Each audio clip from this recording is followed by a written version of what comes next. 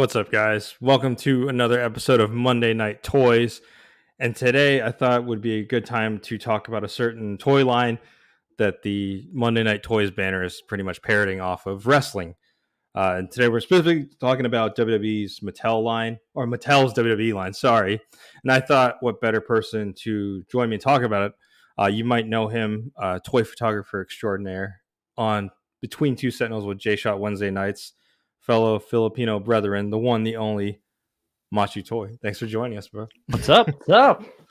Extraordinaire. I don't know if I would call myself extraordinaire, but thank you.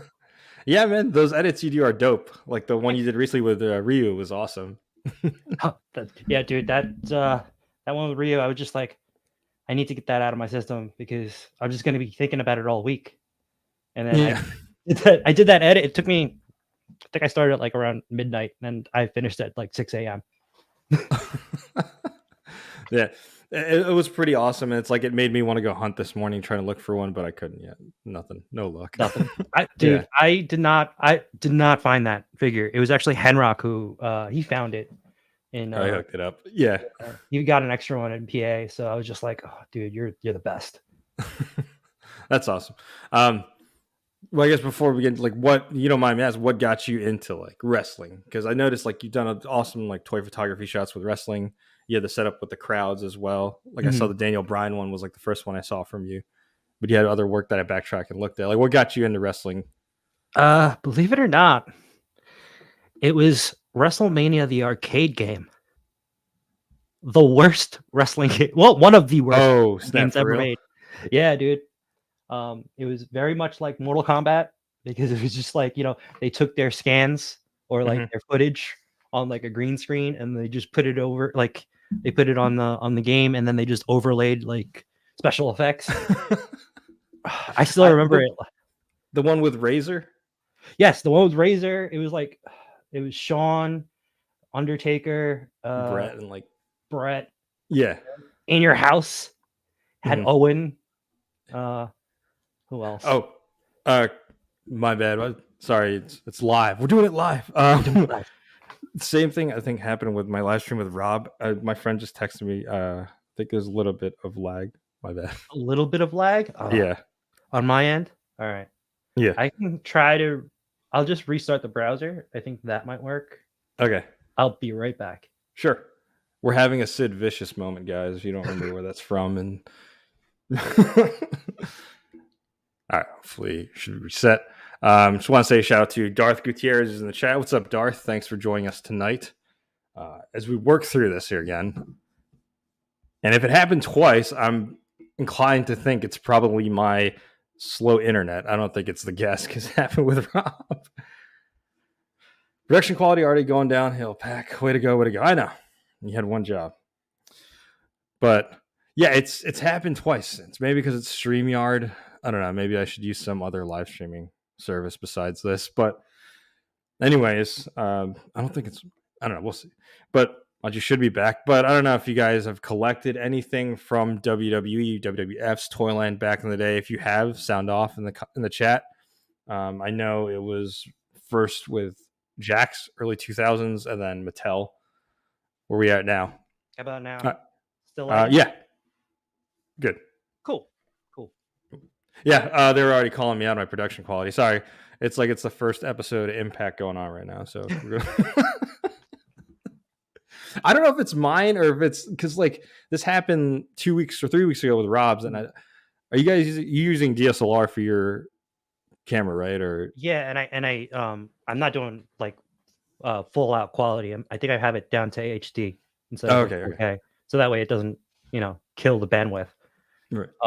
The problem is that I think the earlier I go on stream, there's still people working from home in my area.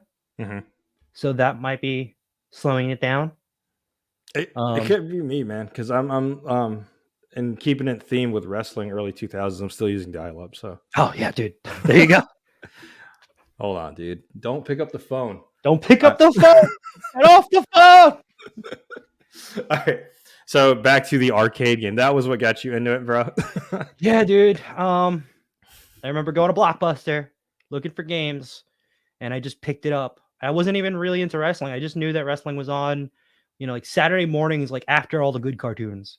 It was like, oh no, American Gladiators, WMAC Masters and wrestling, or I think it was the other way around. yeah. And I do remember like Ultimate Warrior and Hulk Hogan. I knew who they were, who Macho Man was. Mm-hmm. But when I picked up the arcade game, I don't know. I immediately like, I was brought into like, like the new generation. And my favorite was Sean, HBK. Oh no. Oh, you're not a Sean fan? I'm a Sean fan. I'm a Sean fan. Yeah. More so Commissioner Michaels. Now, oh no. What's up, Disavowed? What's up? So after the game, you started watching it and then learning more about the different wrestlers and stuff like that. Yeah. I think I was like I got into it like around 4th or 5th grade. Mm-hmm. And then a couple of people in class were talking about it too. And I remember the first live event I watched on TV, like a pay-per-view, was at a friend's house, and it was WrestleMania 12. Oh, the Iron Man match. Iron Man match. Yeah. And that still is like one of my favorite matches, just because, it's the first actual like wrestling, like pure wrestling matches you see as a kid. Yeah. And yeah, from then on I was hooked for most of my early life. So, man, okay. So I like the Iron Man match. I didn't like the result because I was a Brett fan. But see, I knew when you said, "Oh, Sean," I knew you were gonna say you're a Brett fan. Well, so my first exposure to wrestling was around the same time, like 94 ish. Mm-hmm. We were at my cousin's house and they had a VHS of Royal Rumble 94, and I think that was with Yoko and Taker casket match. Yes. And I'm like, why are they all beating up this one dude? He got buried. He got buried in the casket, and then he rose from it. and then that was what was it, Taker versus Taker or SummerSlam? Right? Yeah. And then I backtracked, and then because he had old VHS tapes for like WrestleMania, like the Mega Powers. So I got in like Hulk Hogan, all that stuff, and then watched WCW too along with it. But well, that's exactly because I used to live around the corner from Blockbuster, mm-hmm. so like that was like one of the first places I can go as a kid. Just by myself, I would just go to Blockbuster, take my dad's card, and then like I would take out the old wrestling video, like the previous wrestling videos. And back then it wasn't like right away. So like I remember picking up like Royal Rumble 95 and like Mabel and Diesel were on the cover, Yeah. And it's like 3 months removed from when it actually aired. Yeah. No, I think it was even further because it was very like, I remember like it was like Mankind versus Shawn on, in your house. Mm-hmm. That was live. So like I picked up 95. So like that was 96, right? Yeah, I believe. So it was like a year later that they had it because they didn't get their VHSs right away. Right.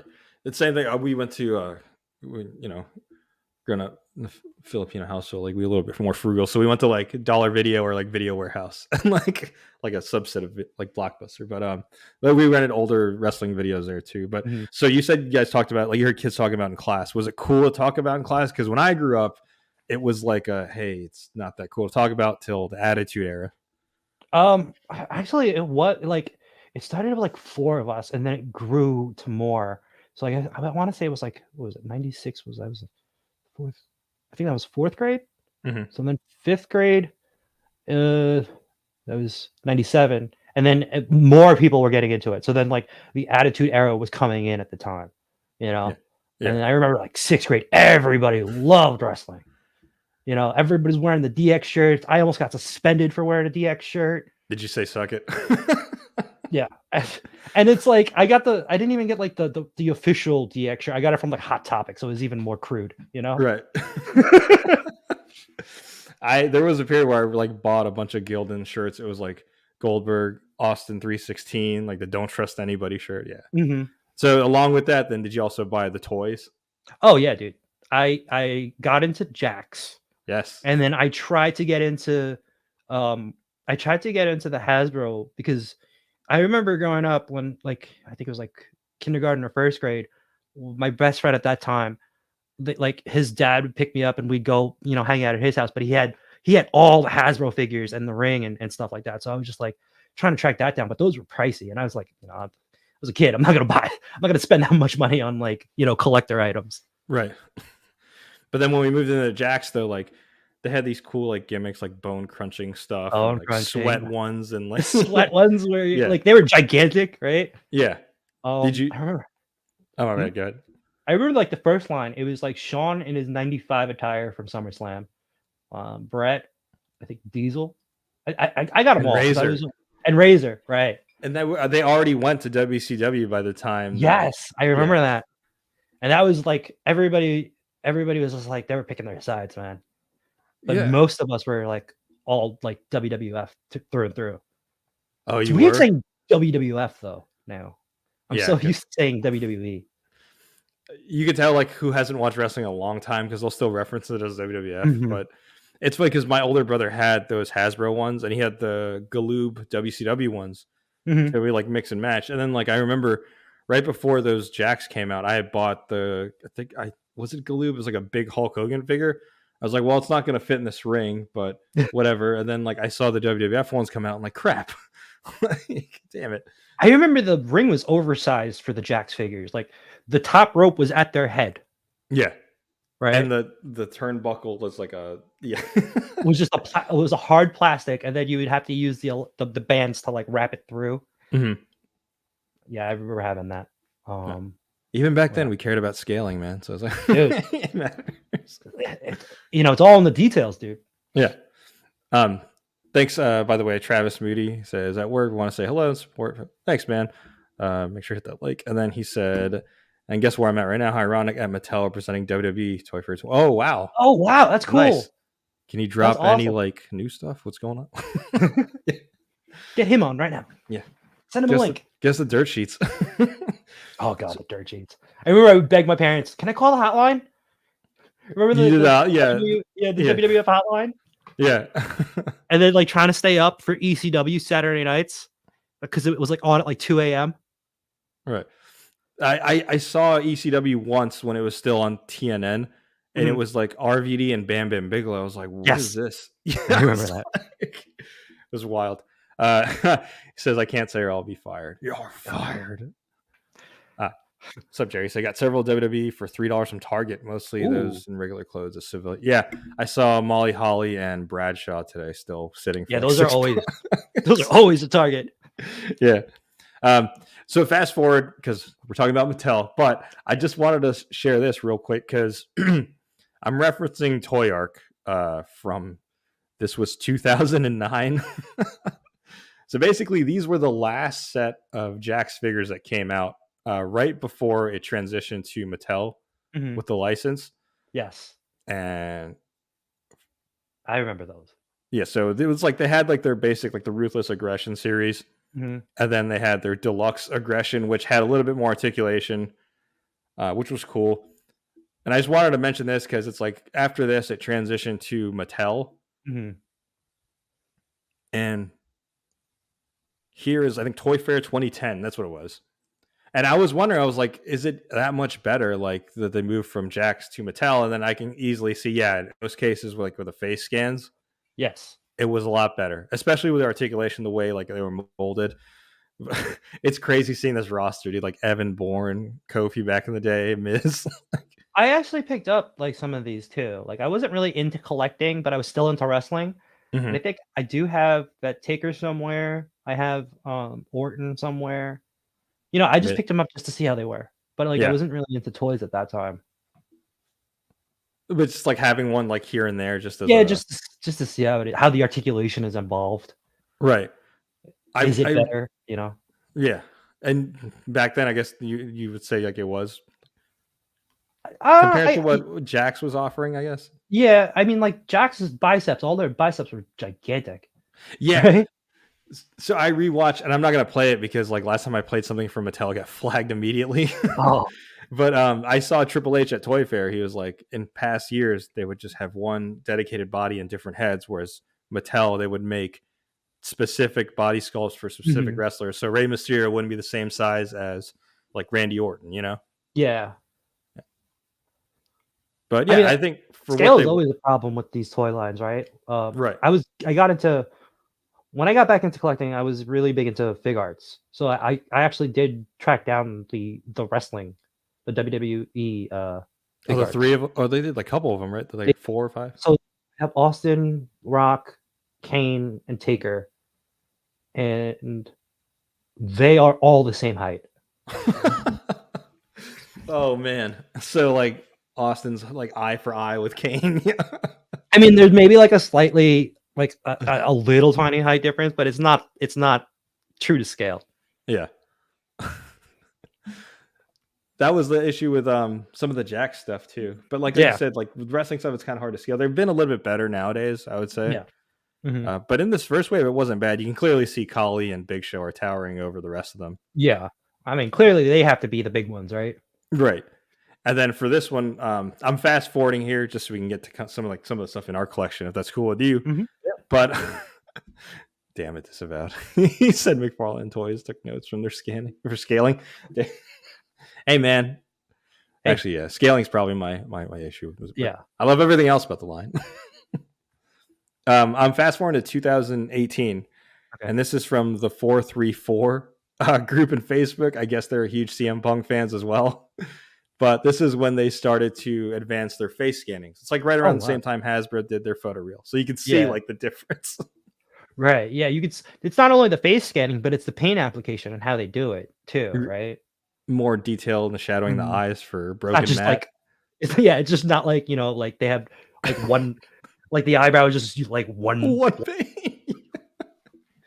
And then the soul patch is also the same value as his beard. You know? But he said sorry. Stepped up. He said sorry, I had to say it. Oh, cool. Trav said he was able to pick up Elite 101. Mattel store had Mr. America. Why did he look so much like Hulk Hogan though? I don't understand. And you never saw them in the ring together though. I know. Was it? All right. So sorry if I like kind of breezed that just because I wanted to get to what we're talking tonight. Yeah. To where we're at today. So like this is, if you're cool, if I share mine real quick. This was like the Jax one that I had because I'm a huge RVD mark. But like that was what we had. Yeah. And granted, that wasn't bad for its time. They had like the R3 scans. Mattel has their own face scan. I think this one could have been a little bit like better, but I still think it's better than the Jax one in terms of like the face scans. Yes. Yeah, that's an iconic attire too. And then, that's the problem with wrestling figures, right? What? You gotta buy the attire for that that event. That memory. Yeah, like where were you in the Invasion angle or ECW December Dismember, whichever one it was he first rocked this. But I like this one because it's got like Times New Roman font. They actually had the real one right there. Yeah. Yeah. But that's a little piece of my I have some other stuff too, but like when you got back into like the wrestling figures, was there like one specific one you picked up that you were like, because I know you said you picked up the Fig Warts one. What was like one of the first Mattels you picked up when you got back into it? The Ultimates. I picked up the Ultimates. I think it was who was it? If you see behind me, there's a whole bunch of wrestling figures. Full screen, I guess it like started out like 6. Yeah. Right. It was I think I'm gonna say it was either I think it was Austin that I got first. Oh, with the pointing fingers instead of the middle fingers? Yes. So I got that Austin first, and then I picked up the John Cena, and I'm like, okay, these are kind of cool. So then I got the Rock, and then I saw that, the rare ones were like Brett and Shawn, and I was like, I really want those because those are like two of my top guys, right? Like Brett 1 and Shawn 2. Yeah, I got you. Yeah, I'll say that. Sure, I'm a guest. They're very close, right? I mean longevity. Yeah. Shawn had two careers, right? Yeah. I don't know. I think I actually have more Brett figures. Wow. Actually, well, we'll figure that out later. I have an Elite Brett. I have the 2 Ultimate Bretts, but like the first Ultimate Brett, that was pretty like sought after, right? Yeah. And then the Shawn from the Montreal Screwjob, that was also pretty penny. And I just wanted those figures. I just didn't I didn't think I would actually pay for them. Like that was a high ticket item. And then I kept telling it to Jay Shot, like, I keep looking for these if on eBay, if they're cheap enough, I'll pull the trigger. Yeah. And he got them for me for Christmas or my birthday. Oh, that's awesome.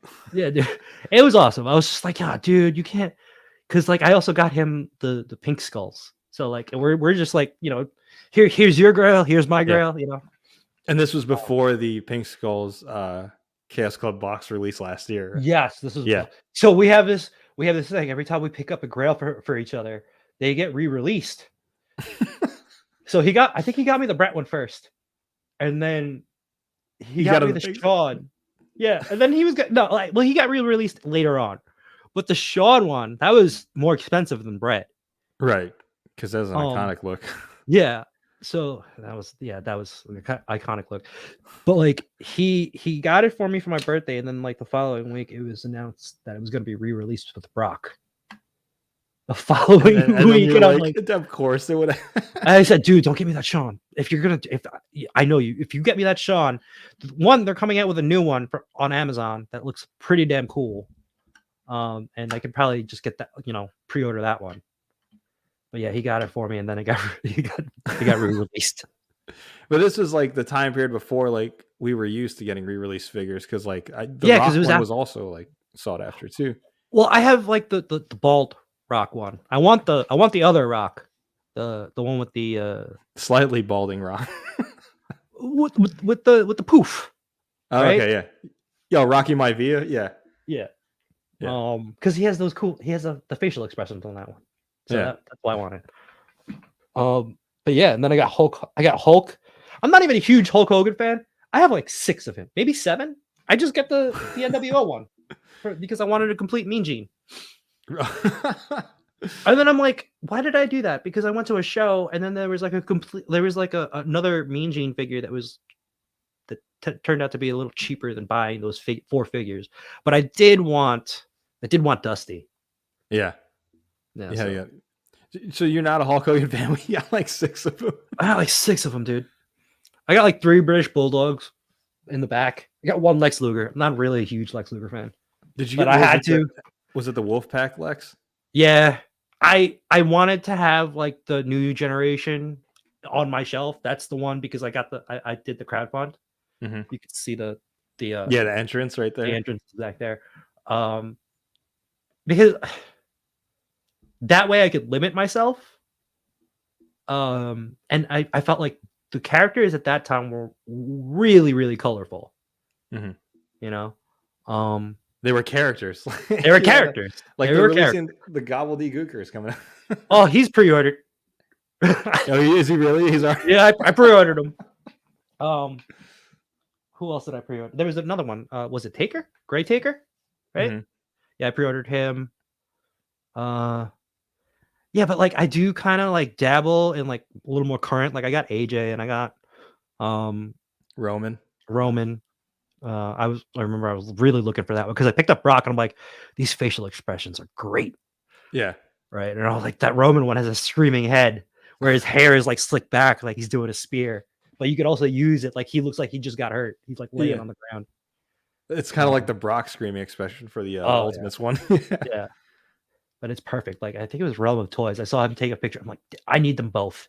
I know it's not in that era that I'm trying to limit myself to. Yeah. So I'm like, moving back and forth. So when it comes to like being a completionist it's just specifically the new generation, and then sprinkled in some of like maybe Attitude Era ones. Yeah. Sprinkle in a little bit. I recently got, I recently got here we go. I picked him up at Target. Big Van Vader. Oops. Yeah. So like I see McFarlane there too. Oh yeah, by Robin. I told you I have a whole bunch of McFarlanes on my desk from. Let's go. Yeah. I mean, this Robin figure is great. It is great. Thank you. You want to see other? Is Vince the Build-A-Figure for this? No, who is it? It's Doc Hendricks. I just realized. Oh my gosh! His pink suit is. Wow. I mean, you can basically all the suited bodies are the same, so you can put anybody's head on there.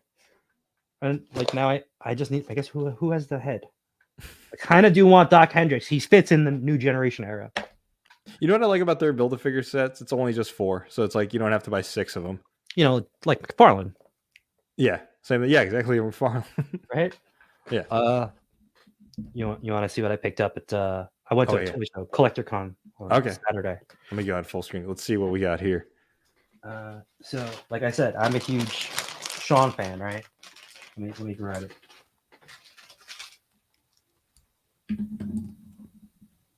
No, the Rockers. I got the Rockers. No, Marty Jannetty. Look at the mullets. Oh my God. The mullets are great. That's a grail. Holy crap. Right? They're soft goods too. Look at the shirts. Soft goods. I know. I don't care that they're elites. They're gonna sit on my shelf. Maybe I'll take some pictures. Yeah. They'll be on like the top rope or doing drop kicks. They're not gonna be doing. I guess they will be doing crazy stuff, but like I'll pose them where the articulation is not needed, like for for ultimates. Yeah. Who knows? Maybe I can make some customs, but I don't know if I want to. I don't want to customize these. These are some serious grails. I've been Those are some grails, bro. Right? A Marty Jannetty figure. Dude, I always see like the one in the. It looks like the arcade box, and I'm like, only one of them. I can't just buy just one of them, right? The sculpting of the mullets is what's tripping me out, dude. Dude, the mullets. Oh, the detail on the mullets are great. Look at the attire, man. That's torn, soft good shirts. Yeah, dude. The zebra printed boots.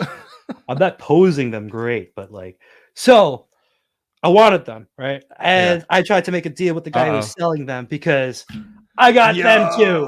What a rush. I mean, come on. Dude. Early 90s? Perfect. Yeah. I had to. And you know what the funny thing is? I went to that table and I saw a TJ Perkins figure. And it was like, oh, you're Filipino. And I'm like, yeah. He's like, I know, because you just went straight for the TJ Perkins figure. Did you pick him up? I was about to, and then I saw these. Oh, how much? Whoa. Those shoulder pads come off, though, right? Yeah. Damn, that looks nice. You could, like, make a shot with, like, a different character, putting him in the LOD.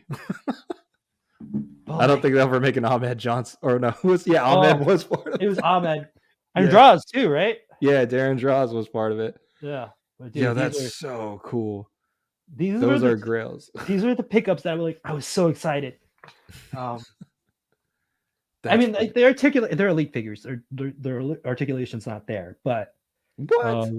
So okay, like I gotta ask you that. I'm sorry to cut you off or interrupt, man. But like, actually, the elites are not that bad because they get more of a crunch than the whatchamacallit, the ultimates. That is true because they're not using the diaphragm. Yeah, but there is no butterfly. There's no drop down hips, but it's fine. Some of these especially if you're doing a hawk and animal poses, they're not going to be right. The only thing that I don't like is that they do have single jointed elbows. Oh no. Yeah, I mean, but they're doing clotheslines. Yeah, and then they're doing drop kicks, and at the time crescent kicks. Yeah, reverse crescent kicks. Cross bodies from the top rope. I'm tripping off that shirt though. The rocker shirt. Oh, it's so good. It's so good. How stoked were you when you found these there? Oh, dude, I've been eyeing them on eBay for a while, so I was just like, yeah, and like, come me a deal if I buy both of them. And I actually wanted them, but then I was like, well, what if I want these also? And they're still because they weren't in the box; they were loose, but they were complete. The other part is here. I fell out of the bag. Their face looks like it's still in good condition. Like the face paint on the yeah, dude. The face paint is pretty crisp. I feel like I'm looking at like the 80s and 90s of wrestling. Dude. Do you have Demolition? I don't. And now I think I have to get them. Yeah, I was going to say, you got to get Demolition now. You got to pair up against LOD. You know who else I need? I need the Hart Foundation. Like, I'll need another Bret Hart. Oh, yeah, you need Neidhart. No, it can't be. It has to be both of them. It has to be. The single, like the white and black stripe down the side. Not even like flames. Yeah. But man, how long were you like looking for specifically the rockers? Because I know being a huge Sean fan, like how long have you been hunting those down? Dude, since I got the Ultimate Sean, I was like, there has to be like a rockers set. And then I saw it on eBay. I was like, no, it's so expensive. And they're just elites, but like, it's fine. They're nice. Yeah, they're nice. The sculpts are great. Their expressions are great. The mullets are what sells it. I know the mullets got me. The zebra leg warmers. The shirt. I feel like I listened to their theme song, them running down the stairs at fucking WrestleMania. Yeah, dude. Now I need like, who else do I need? I need the who did they wrestle in this attire? Was it the Brainbusters? Yeah, they also wrestled. So when I was looking at the like original lines for Mattel, you need to get Akeem the Dream, and Big Boss Man, because I know they wrestled them at one point. Yes, I do have a Big Boss Man. The blue version. Yes. Yeah. I don't have the the SWAT version. The Shield. Yeah, the early Shield, the Shield Granddaddy. And then like Undertaker hung him in the middle of the ring. Yeah, with the Brood. Yeah. Jeff asked, "Did either of you watch the short-lived WWF cartoon?" I did not, but I heard about it. No, I did not. Like growing up, like, or is this like, was this on the network? No, there was one in the I think it was like early 90s / late 80s. I know they had like a Hulk Hogan cartoon with like some other wrestlers involved in it. Oh no, I didn't watch that one. I did pick up the comics though. I remember they had comics, and I think it was in the late 90s. I feel like these figures or these characters probably were in the comics. They look so toyetic. It was more Attitude Era, because I remember it was like, really? The like Ministry of Darkness Taker. Oh yeah, with the satanic like readings and stuff. Okay, so Jeff said the cartoon was back in the 80s. No, I didn't see that one. I didn't see that one. Yeah. I didn't get into wrestling until it was like 96, 95, 96. Mm-hmm. So are you planning some shots with these guys? Yeah. I mean, right now they're going to sit on my shelf proudly. Yeah. I just have to find the space on the shelf, because I don't have, as you can see, I don't have much space left on my shelf. Is that Brett in the middle of the display? Brett, it alternates. It's like it goes from like Hogan, Sean Macho, Brett, Sean, Brett, Razor, Sean, Brett, Sean, Austin. I think that's Austin, right? Yeah, because it's going in chronological order. Yeah. So, and then I snuck in the NWO in there because I had them. So yeah. Oh man, that's. I don't know how. I know exactly how this happened. I have no self-control, but I was the same irresponsible, way. So like, yeah, when I was really heavy into wrestling, like mid 2010s, like during the Roman Reigns era, but there was like, we had attended a couple of WrestleManias, and I was like, all right, so I found my old RVD toy, like this one, and I did a stop motion video of him and Sean, which I thought was good. So the Sean that I picked up, you'll like this one. A year before Toys R Us closed down, I picked up WrestleMania. Clone Sean, yeah. Yeah, I have to get him too. You have to get that one. Single jointed, but I didn't know this like back then. I was just like, oh, this is cool. He was able to. I'll send you the old clip of my stop motion. Basically, he sweet chins the hell out of RVD, but yeah. I'm surprised. I'm surprised you made him sweet chin RVD, since you're a huge RVD mark. So. I couldn't do a frog splash with this thing, because like, look at this.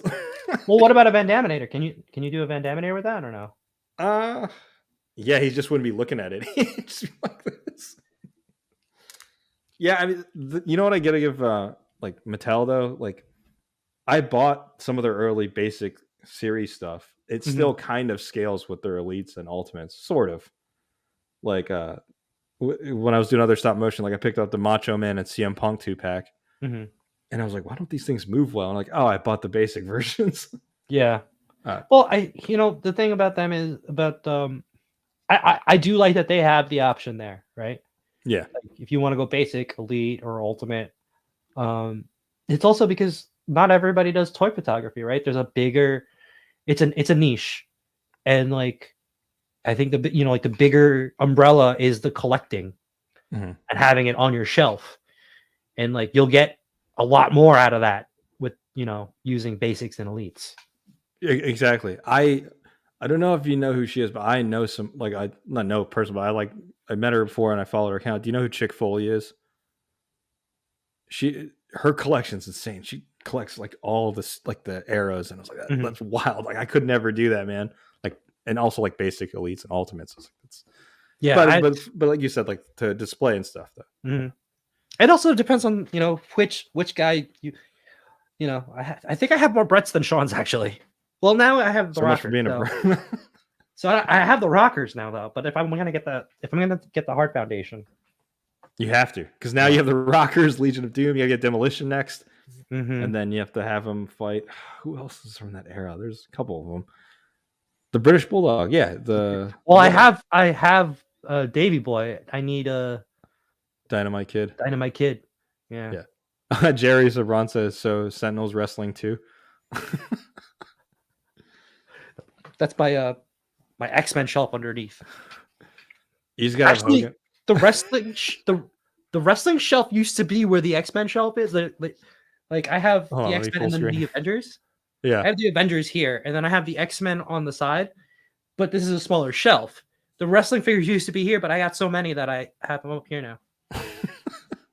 That actually used to be like an Endgame setup from the MCU. No, so it got replaced with and it got replaced with wrestling figures. They're more colorful, Yeah, like you can see who they are. Like that's Sean, right? That's Brett. Like I know it's out of. I know that's Austin with a vest. Like I could tell who that is. Yeah, I can tell that's Sean because of the pose you put him. Yeah. I'm gonna try and guess. Is that Batista second to the right with next to the white pants? Yes. The red attire. I knew it, and that's Roman at the end with the. Yep.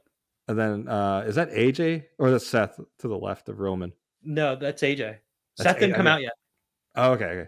Well, I'm glad you at least like you kept the Avengers at the top though. So it might not be Endgame, but it's the OG team. That's the OG. Yeah.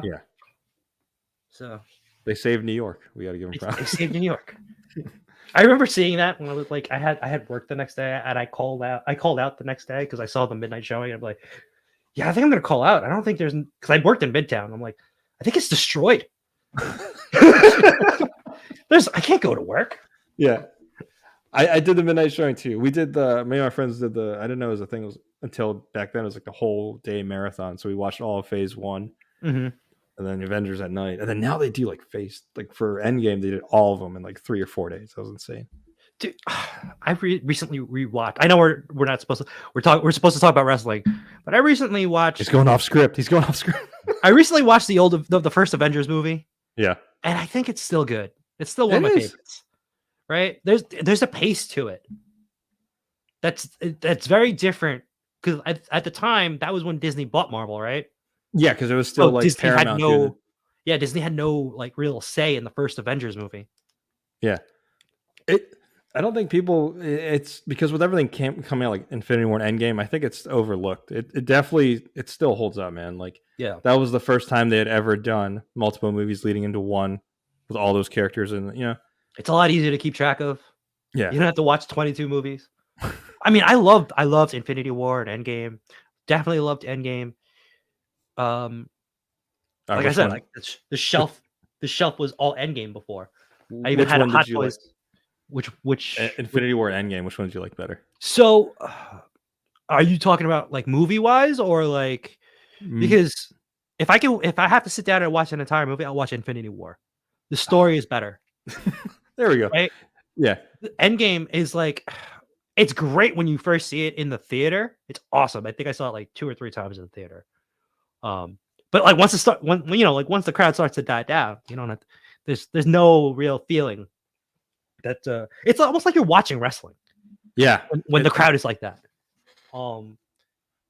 Yeah, if I watch Endgame, I'm fast forwarding through that last 2 hours. Yeah. That's why I say Infinity War is a better movie overall, payoff wise. Endgame, right? But I still think, like you mentioned, that first Avengers is still up there with those two. It's easier to keep track of. People know who these characters are. They don't have to see other movies. Like, I could take my mom. I took my mom. Yeah, I took my mom, my little sister, to watch it. Yeah.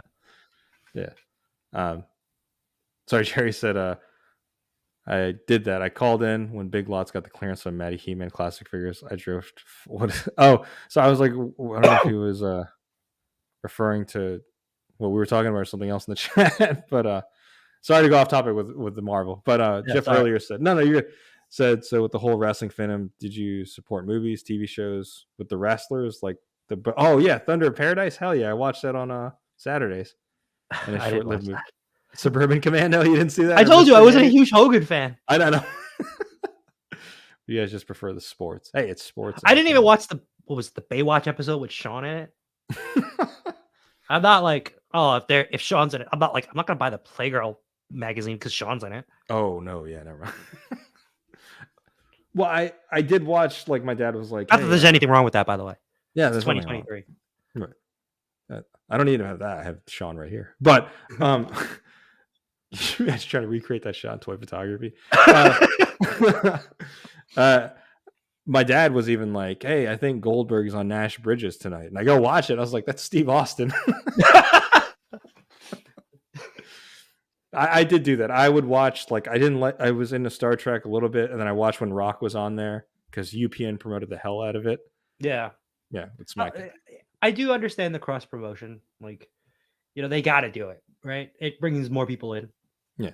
You got to understand, Masha, I didn't have cable back then. So, like, anything I could get wrestling wise, if it was like Thunder in Paradise, I'd watch. Well, I don't have cable now. I'm just watching whatever is on, YouTube. With the YouTube? The YouTube? Is that the one that... Like, I watched the entire story of was it Sami Zayn and Roman on WWE's YouTube channel. They had like a 2-hour they had clips from the storyline from the last 2 years, I think, because at the time I wasn't into wrestling, right? I fell off around 2016 2017, I think. And then around like recently you got back into it. It's because of the toy community. Yeah. Because I started seeing pictures of it, and then I saw that Mattel announced the new generation ring and entrance.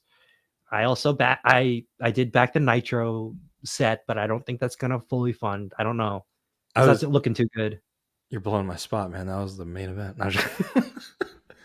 I mean, sorry.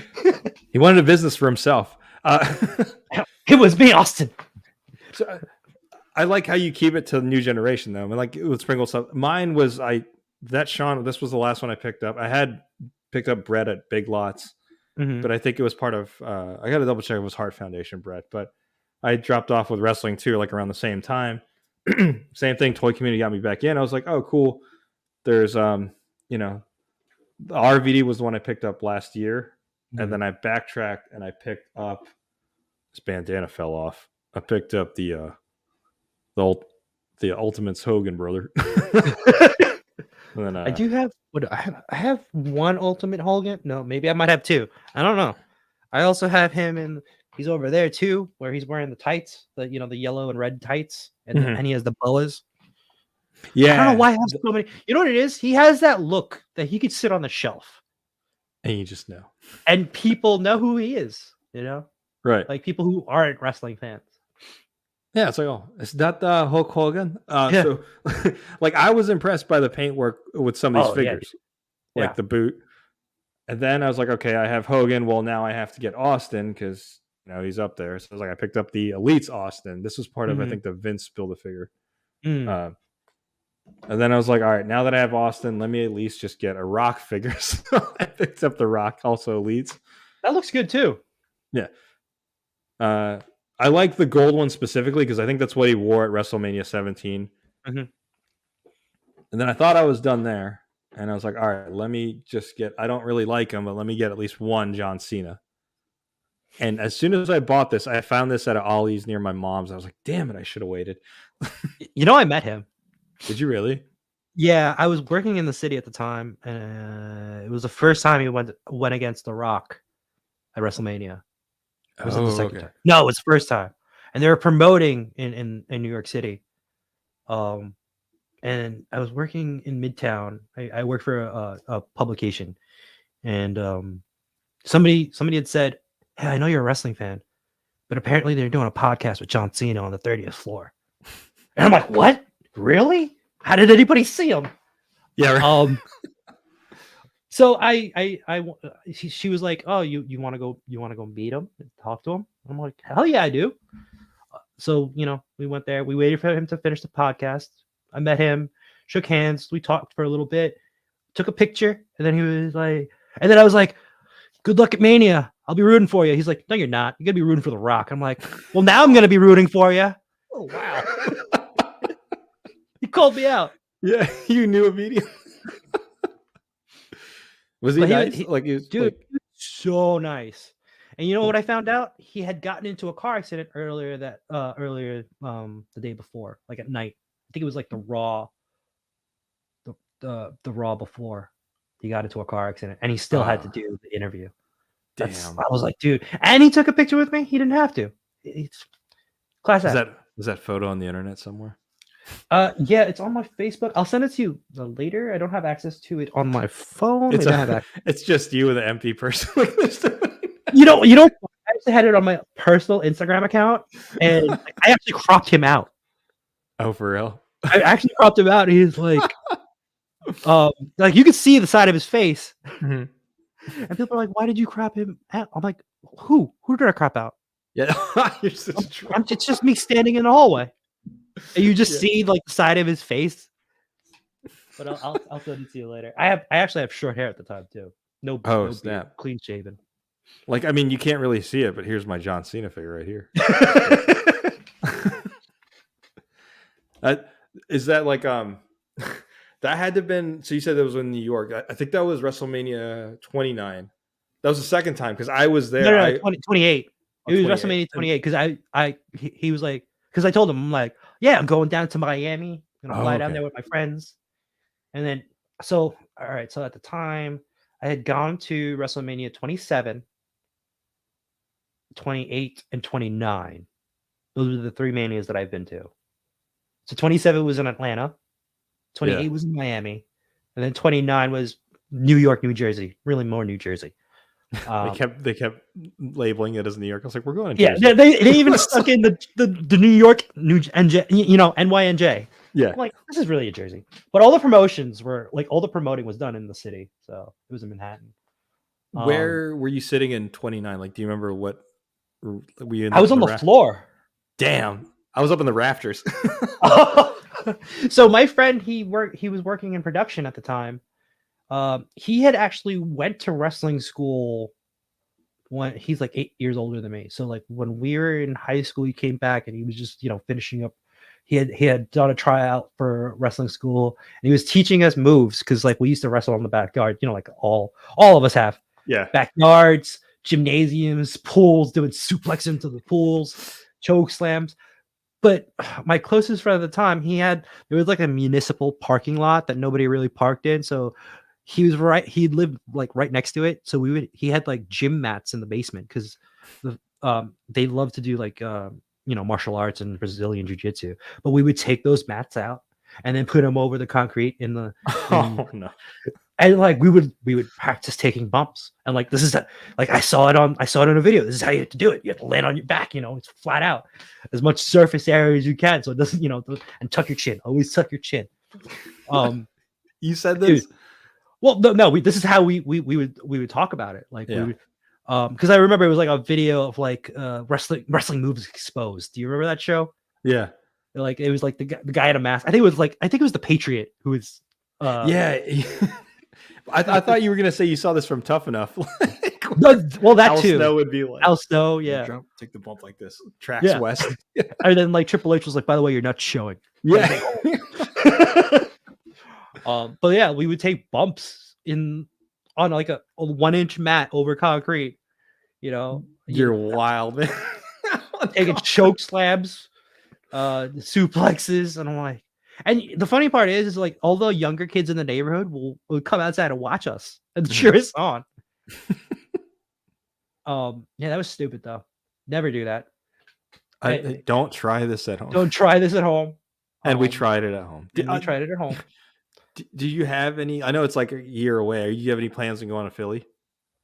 Wait, is that where WrestleMania is? Yeah. I mean, now that I know, maybe I don't know. I'll have to see. I don't have you at WrestleMania. You know, did I tell you that I went? I did train a little bit. Yeah, because like told me. here in New York, like there was a school that actually like a bunch of people that went into AEW. Actually, I got to train with like Ortiz and Santana. At the time, he had a different name. I think it was like Mike Drastic. But I got to wrestle with them. Who else was there? Some of the people that they hire for security or like in skits. I like when WWE had like MJF as security guard. Or yeah, one of my friends was actually a security guard at SmackDown. I remember we went like one of my friends in who was in training with us. He took us to Chikara. And, like I met like Chuck Taylor, Eddie Kingston.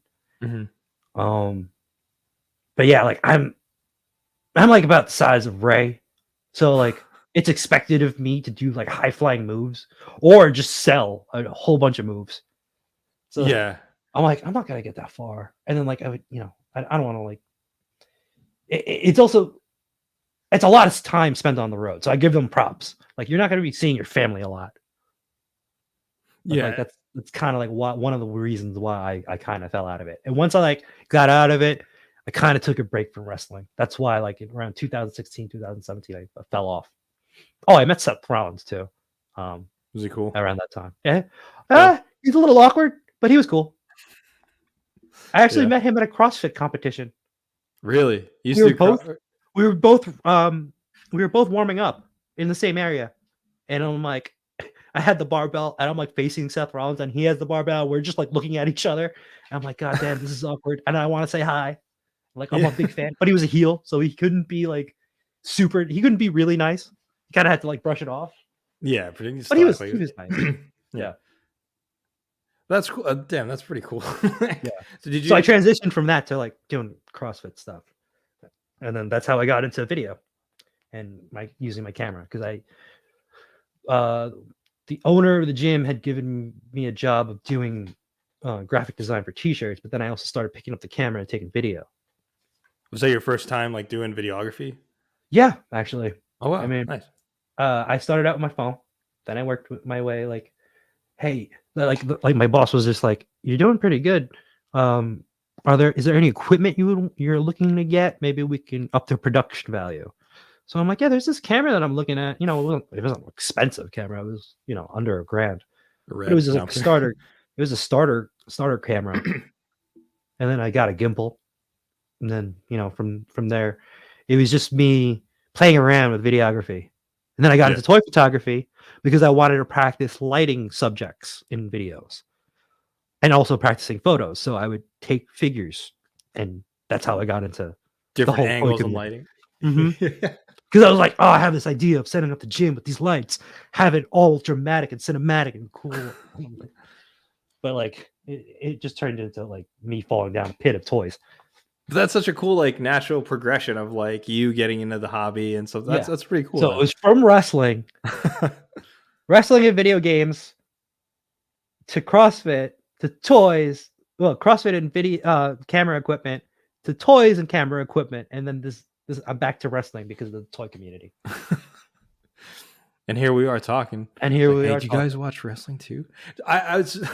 That's cool to hear. Mine was kind of the opposite because I studied photography in college, like early 2010s. I was doing photo shoots. I shot professionally for a couple of years, and then I kind of got tired of it. And I was like, let me photograph figures. It's still cool to like try different lighting. It's so much easier. Yeah, they don't come back. They don't. Are we done yet? They show up on time. Yeah. I mean, yeah, you might break them, but like, at least you don't have to worry about a medical bill. Right. Have you done weddings? Yes. That was the one. My first wedding, I because I was a TA, so I like followed my like she was a photographer. They missed the kiss, and I knew it's like, all right, if I photograph weddings going forward, never miss the kiss. Well, see, everybody always asks me to do weddings for them, and I'm just like, I know you guys want me to do your wedding videos and stuff like that, but like you're basing it off of my CrossFit videos that I make for the gym. There's a difference. There's a lot of repetition. If I miss that kiss, or if I, miss grandma dancing, that's it. Like that's a like, at least I can go back to like all this repetitive motion of people doing pull-ups or throwing the bars around. But like if I miss that kiss, that's it. Like I failed at my job. Yeah. Right? Could you imagine? It's like, all right, he's got another set after this. I'll catch him on the barbells. Yeah. You're on that's like, oh crap, mom's dancing with the groom. And then like and also like I've done like 1 or 2 weddings, and I'm just like, never again, never again. It's people with their phones, grandmas with their iPads, they get in your way, they ruin the shot. Just like, can you do that again? Like, it's not candid. So I tell yourself that, and it's like the last one I did was 2019. I was like, all right, after this, no more. So then like, yeah, no more. Same for me. I think the last one I did was actually no, the last one I did was like 2021, and it was just a favor to one of my close friends. Oh, that was nice. Yeah, and then I was like, never again. Don't ask me ever. Maybe like your kid's christening, I'll do that. Maybe. Does your family hit you? Because like I remember my cousin was like, hey, I know like you're attending the wedding. Would you want to photograph it, or would you feel more comfortable as a guest? I was like, yeah, I'm just gonna be a guest. I don't want to photograph the wedding. A lot of my friends they'd see me work a wedding and attend as a guest, and they felt so bad for me because like I'm literally getting a lot of footage. So it's like I'm using a gimbal. I have an extender pole, and I'm carrying the camera over the crowd.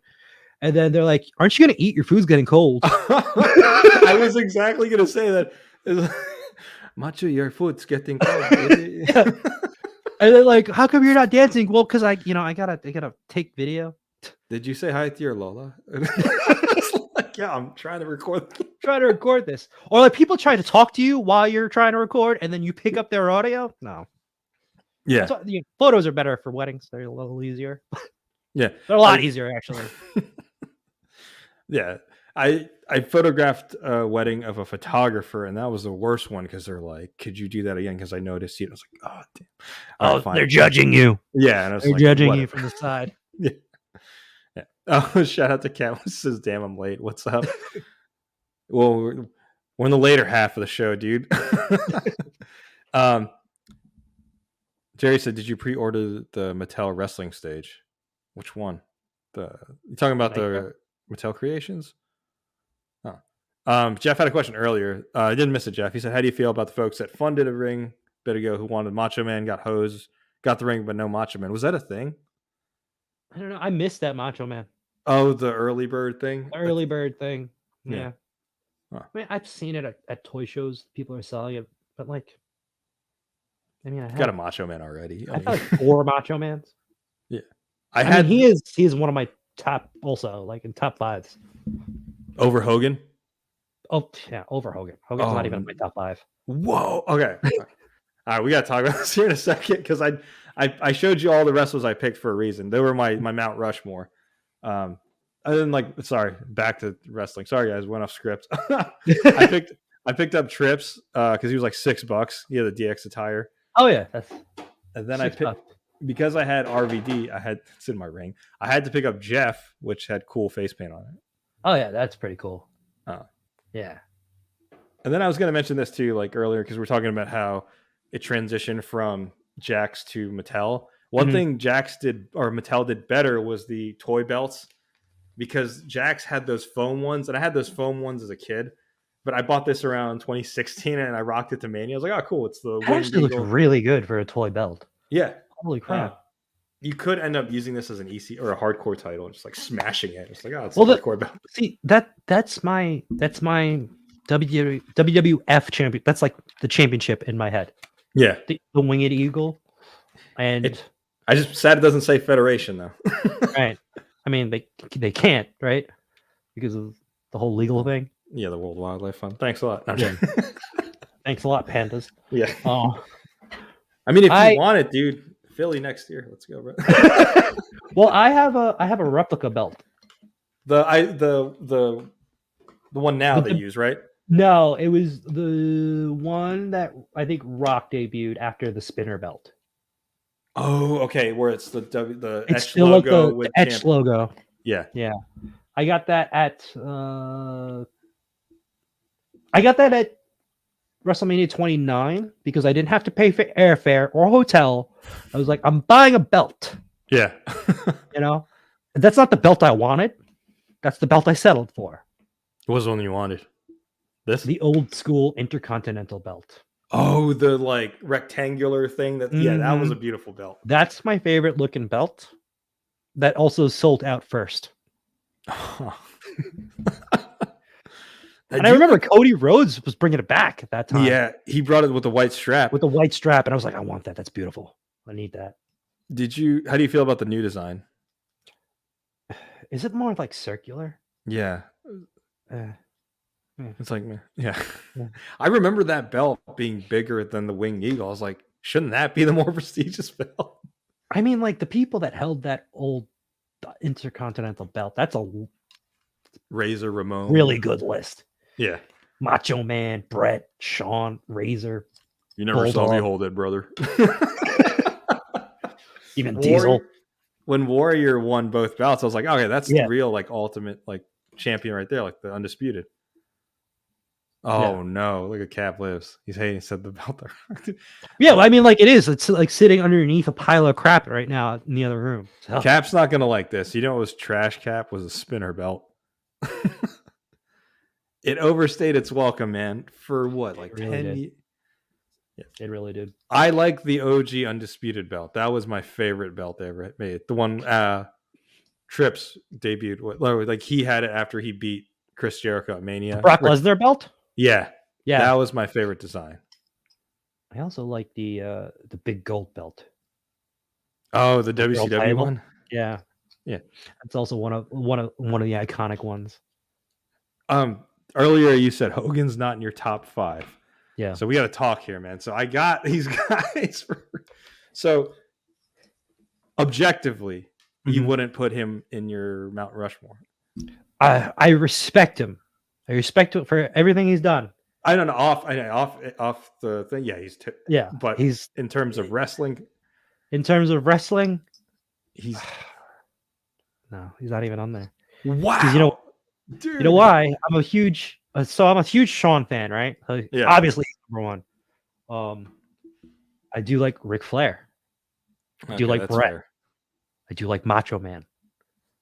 I'll even throw it's hard to say because in the Ruthless Aggression era, like Kurt Angle's really freaking good. Yeah. Right. And so is Eddie. So it's hard. That 5th spot is probably the hardest one to call. Where's the love for the history, man?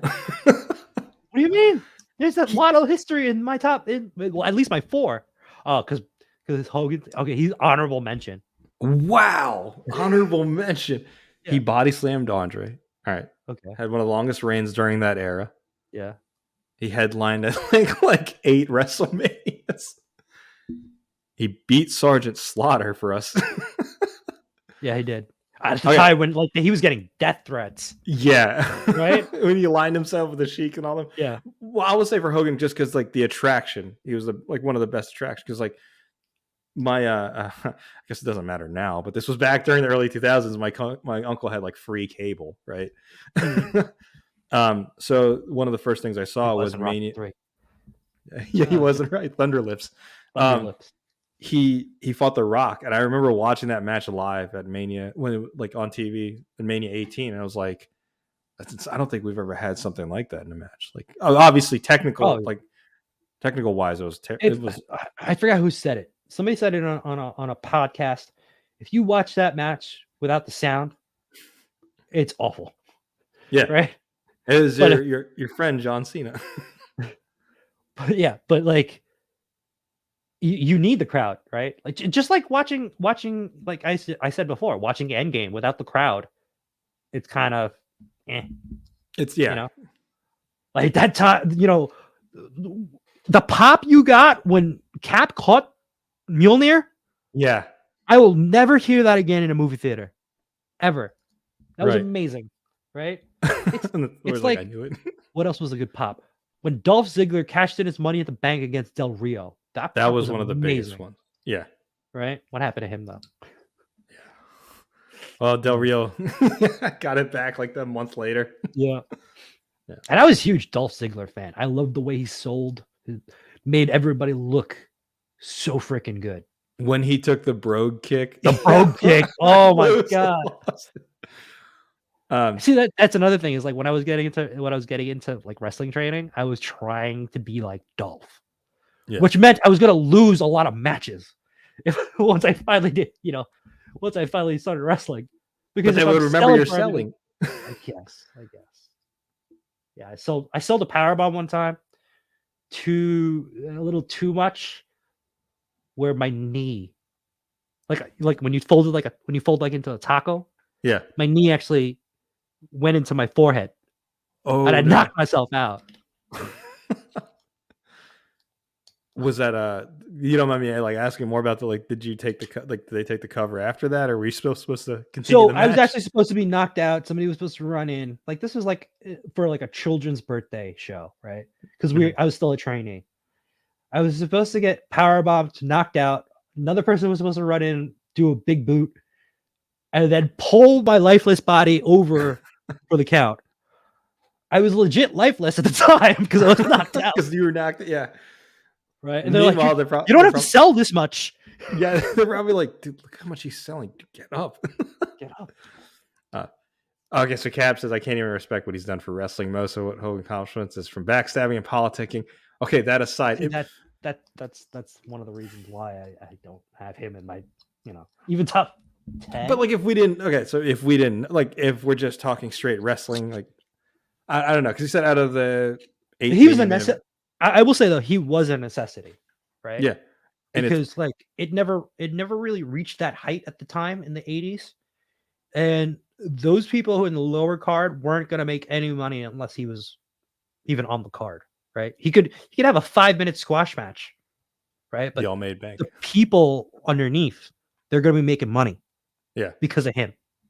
I mean, sure, Hulk gets the bigger cut, but they're still making money. That doesn't work for me, brother. Sorry. I'm not gonna lay down, brother. Yeah, and that's to Jerry's point. He said Hulk Hogan was the wrestler even non-wrestling fans recognize. Yes, exactly. And to me, that contribution's pretty impactful. It's because he was the first, right? Yeah. I'm sure if he was somewhere wedged in between you know what I mean? I mean, girl, you're not gonna like who my goat is, but who's your Brett? No. Hulk Hogan? No. Oh. Hogan's third on my list. Okay. No one's gonna like this, but I'm gonna put Rock as my goat. Oh, dude, he's probably right after my top 5. What?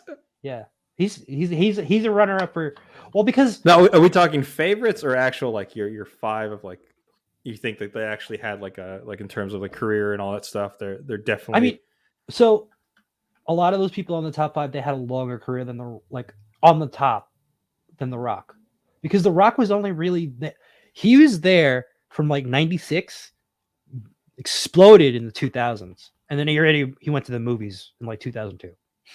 Yeah. So that's the thing, right? Like the Attitude Era, everybody remembers the Attitude Era, but like The Rock and Austin were like the 2 biggest names, and it's like really unheard of at the time, like to have the 2 big stars. Yes, generationally, you have like Randy Orton and John Cena like after that, right? Or was it even that close to like what we had with the Attitude? Yeah, yeah, like even like Macho Man and Hogan, right? Yeah.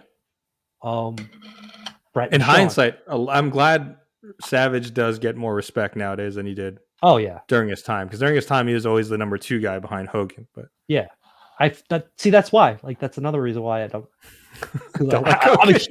I'm a huge Macho Man fan. So. I am too. Flying Elbow was vicious. Flying Elbow, I used to be really big into watching the documentaries. Yeah, like the Macho Man. That's one of my favorites too. yeah, like I like The Rock. He's very entertaining. He did a lot for the little amount of time that he was, compared to the other people that I listed. Like, come on, Ric Flair is still like wrestling, right? He had his last match. How many last matches can you have? I don't know, man. He recovered from a heart attack. He was wrestling again, right? And like Rock isn't even like technically sound, not the greatest wrestler, but he gets the reaction. Am I wrong? Early on, he was very technical. Before he started doing the crappy version of the sharpshooter where he'd put both legs under his armpit, he did it the right way against Mankind in Survivor Series 98. Right. But his whole thing was, he was The Rock. The Flash. The people's elbow, realistically, come on. But he was able to sell that to people. Like, he would do the goofiest stuff that if you rewatch it now, it's like, why are they popping for that? But he was able to make people pop for that. Yeah. And I don't even agree with Cap what he said. He said he isn't even the best of his era. Cap, you weren't even born yet. You would say Attitude Era was like what, 97, 98 to 01? Yeah, until WWE bought WCW. Right, so 01. So the reason why I'm saying that is because I would say it's Austin 98, 99, Rock 2000, 2001. Yeah. So it's like they both, and I know everyone puts Austin over Rock for that reason, but the reason I gave Rock the edge is because he came back in a newer era, adapted to it, and he was still one of the best draws during that time period. Yeah, no, he did. And if you look at career wise, and like if I'm keeping it like within like it's real still, but he beat Hogan at Mania, he beat Austin at Mania, and he beat John Cena at Mania. Yeah, but I don't go by who beats who, because Shawn didn't win a lot of matches in Mania. Which is why Shawn's in the second tier for me. Oh, so see, that's why. Okay, I got it. I mean, he lost the ladder match. Yeah, it's Razor. So putting Rock over Flair is crazy. Flair was the guy for at least 10 years. Rock was only the guy. Whoa. I don't know about all that, man. Flair was the guy for at least 10 years. But if you're the guy for 10, you're a Flair fan, so I don't want to talk too bad. Well, here's the thing, right? If you're Ric the guy, Flair was more like in the NWA and WCW, which was a completely different booking style from WWE at a smaller scale. And it was, I guess you could say it was a smaller scale, but also it's the heel is always on top, right? It's like the whole, Triple H in 2003. The heel is always on top with all the new, all the baby faces trying to chase the title. Yeah. WWE was always like, people are trying to get the title away from the baby face, right? It's always the chase. It's can he beat him, or will he continue to win? The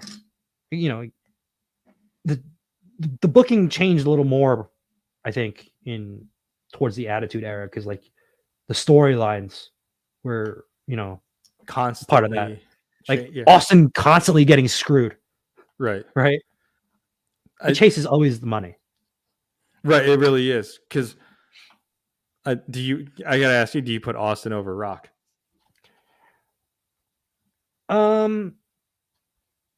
See, that's a tough question. And I want to, because I wasn't really, I honestly really wasn't a huge Austin fan in the Attitude Era, because he beat my boy. WrestleMania 14, and he was gone, and I was like, who do I cheer for now? So I liked Austin. Funny enough, I liked Austin more in the Attitude Era because, like I said, I didn't have cable. So when SmackDown came to public television, that's all I was exposed to as a Rock. Right. But when Cap said Rock was the only guy when Austin was injured, that's not true. They purposely turned Rock heel at Survivor Series because he was starting to get more cheers as a babyface. That's why he joined the corporation. Yeah, he joined the corporation. Then he was the corporate champ. Then he was the people's champ. And they turned Austin heel because his character was getting stale towards the end of the Attitude Era. Right. So, I mean, that was WrestleMania 17, right? Yeah. Yeah. And also, Triple H was supposed to have Austin's spot if it wasn't for the curtain call incident. Oh, that's right. Right. If that didn't happen, we probably wouldn't have had Stone Cold Steve Austin blow up like that at that time. It was just the perfect timing, because not only just wrestling, like everything in the 90s was like anti-establishment. Yeah. Right? Not just wrestling, like pop culture in general. Pop culture in general. It was perfect. We raged against the machine, man. Yeah. But I will say this for Sean, though. I'm putting him over here. Oh, he was influential because I remember I had the 98, the WrestleMania 14 VHS, and because that was his last match because he was gone for like 5 years. Yeah. He was really influential for the upcoming generation because people try to mimic his style. Oh, yeah. Like Jericho's attire and the way he carried himself, he tried to be like Sean. And there were a couple other wrestlers. How many super kicks do you see in a match? Yeah, dude. A Young Bucks match? They were making fun of Sean because it's like the amount of super kicks in every match today. It's just like destroying his finisher. Yeah. The one against Shelton Benjamin during his second run was vicious. When the springboard into the super kick, and then who else was it? There was another one. Who else was it? He did it against Rey Mysterio on SmackDown. I randomly saw that. Yeah. And I remember they brought that into SmackDown versus Raw, the video game, where you could catch finishers. Yeah. Yeah, because then they started doing it with the RKO, I think. Yeah. RKO, all the cool moves. Yeah. I would probably put Randy Orton on my list. I'll tell you that. I'm pretty. I do. I can see that. Yeah. His longevity, and he's been able to reinvent himself.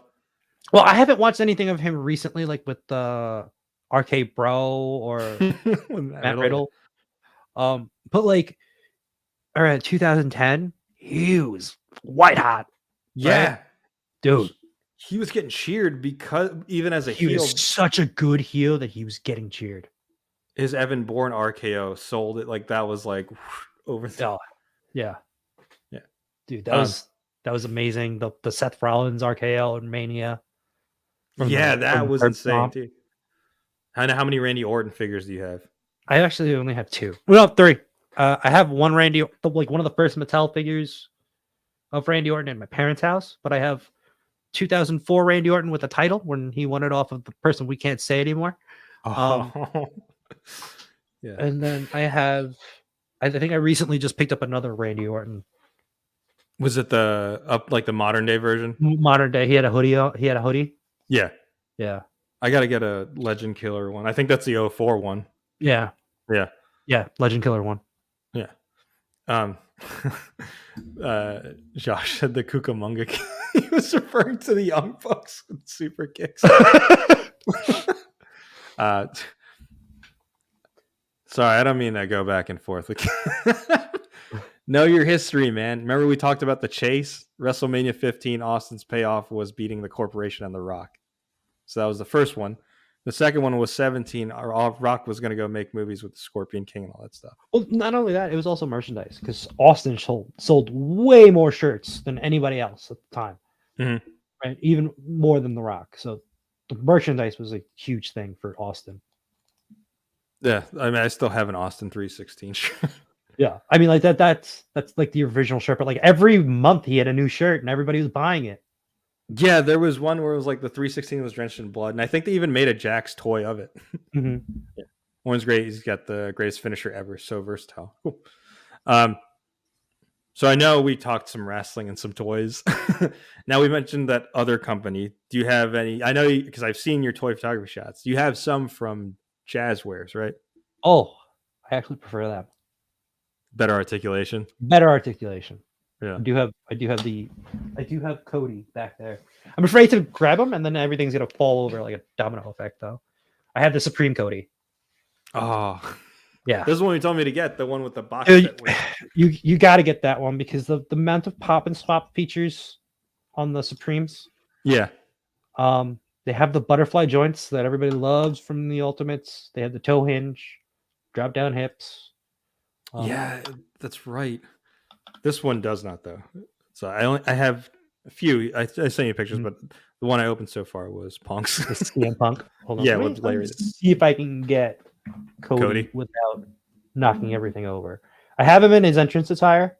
Mm-hmm. So Are you going to get the torn pec version? I don't know, because I actually really like this Cody. He did it. That was really tough. That looks really nice. Right? I think this is a different head from another AEW Cody that I got. But like, he has the toe hinge, like I said. And you can pop off the arms so you can make you it like pop off the arms so you can. And I also didn't realize, there goes the head. My God, he's breaking. My God. For God's sakes. So let's say like this is actually the regular sleeveless arms, right? Yeah. That could work too. Butterfly joints. Oh, they do have butterfly joints. Cool. Right. They have the double ball torso. Damn. Double jointed knees, which I actually extended by cutting off a little bit of the back. So you get more range for going back? I get more range going back. Yeah, and like if I wanted to, I could pop and swap the legs to another outfit. But like the Supreme figures are really good. I just wish there was more characters that I really liked from AEW. I don't really watch AEW, but I bought them for the articulation. Did you get any of the Sting ones? No, actually, he's next that I'm gonna get. Hold on, I have to take off my headset to get that head. I did. Well, we get a good view of Marty Jannetty in the corner. Yeah, the head sculpt is pretty nice. Yeah, I was gonna say that looks pretty good. Okay, good. I didn't ruin the paint on that. It kind of looks funny with Marty Jannetty with the sleeved arms on sleeved arms, because it kind of looks like Sean's early attire back in the 90s when he come out with like the chaps and then like the arms around the thing draped over his shoulders. I do like that it's like a softer plastic for the jacket, and it's like articulated arms instead of like soft goods jacket. Because sometimes it doesn't look as good, right? Yeah, like I have a Brett with like a faux leather jacket that I think it was an Elite that I got, and I didn't like the way that looked. And it'll like peel in like a couple years. Mm-hmm. But even like the paint job is pretty good. Yeah. The American Nightmare. The American Nightmare comes with the belts. That is pretty nice. The only thing is, I think like aren't they a little bit taller than like the WWE line? No. I mean, he's standing right next to Jannetty. But Jannetty was a powerhouse. So he was a powerhouse. I guess Sean was a smaller guy, but you want me to get Reigns and stand him next to Reigns? Yeah, let's see. For those of you tuning in, we're doing our recreation of WrestleMania this past year. This time, Cody's going over. Okay, yeah, it does. Never mind. Yeah, it does scale. Yeah, it scales pretty well. Mm-hmm. And like I said, like we talked about it before, the Ultimates, they don't have the greatest crunch. Yeah, you think they would, being that's like the premium line. Yeah. It's a weird way that they do it, though, I think, because it's like isn't it like a bar with like a loop? Yeah, it's kind of like what they did with because I have the Shazam figure from Mattel when they did the movie one, and it was kind of like the same sort of like mechanism as that. But yeah, I've done like one wrestling review on my channel, and like I noticed that like the articulation was way better on the Jazzwares than it was on Mattel's. Mm-hmm. It's just the characters are with the WWE that I care for, right? Like I really care for, and also like I would rather photograph. I don't have to put like a bunch of these guys in like super crazy wrestling poses. I could have them like interviewing, yeah, with Mean Gene. You could have Marty Jannetty rocking the Winged Eagle belt. I mean, if you really want to go for like far-fetched. I gotta ask, he's kind of like part of the new generation. Did you pick up a Virgil one? No, I didn't. I should probably, now that I have I need for Virgil, I need what's his name? Ted DiBiase. Oh wow, there it is, right there, folks. The dream match you want. There you go. Wow, dreams do come true. I don't know if that's a dream or a nightmare. Yeah. In some other else world, WCW won the war, and Jannetty's their Shawn. Jannetty's their Shawn. Oh my god! Imagine. Remember, like for a while, like WWE. Okay, my bad. I was gonna say, I will say that early on, if you actually watch the tag matches, Jannetty is a little better in the ring. Whoa. He was more well. That's because he was the offense guy, right? And Shawn was always like getting beat up. He was a hot tag, exactly. Yeah, because he's slightly bigger. I remember WWE did some like top 10 lists, and like it was like Miz and Morrison. They're like, you never want to be the Jannetty if you're in a tag team. Yes, and everyone thought Miz was gonna be. It ended up. Oh my god! It was the exact opposite. Yeah. Well, it's actually funny because my co-host Jay Shot was always. He's like, we need to get the Rocker. You need to get the Rockers figures because he's always referring to himself being the Jannetty. And I'm like, don't compare yourself as Jannetty. I don't see you as a Jannetty to me being Shawn. I mean, Diesel also won. Well, Shawn and Diesel won the titles, but they never won the titles. Right. I'm like, you're more of the Big Daddy Cool of the group.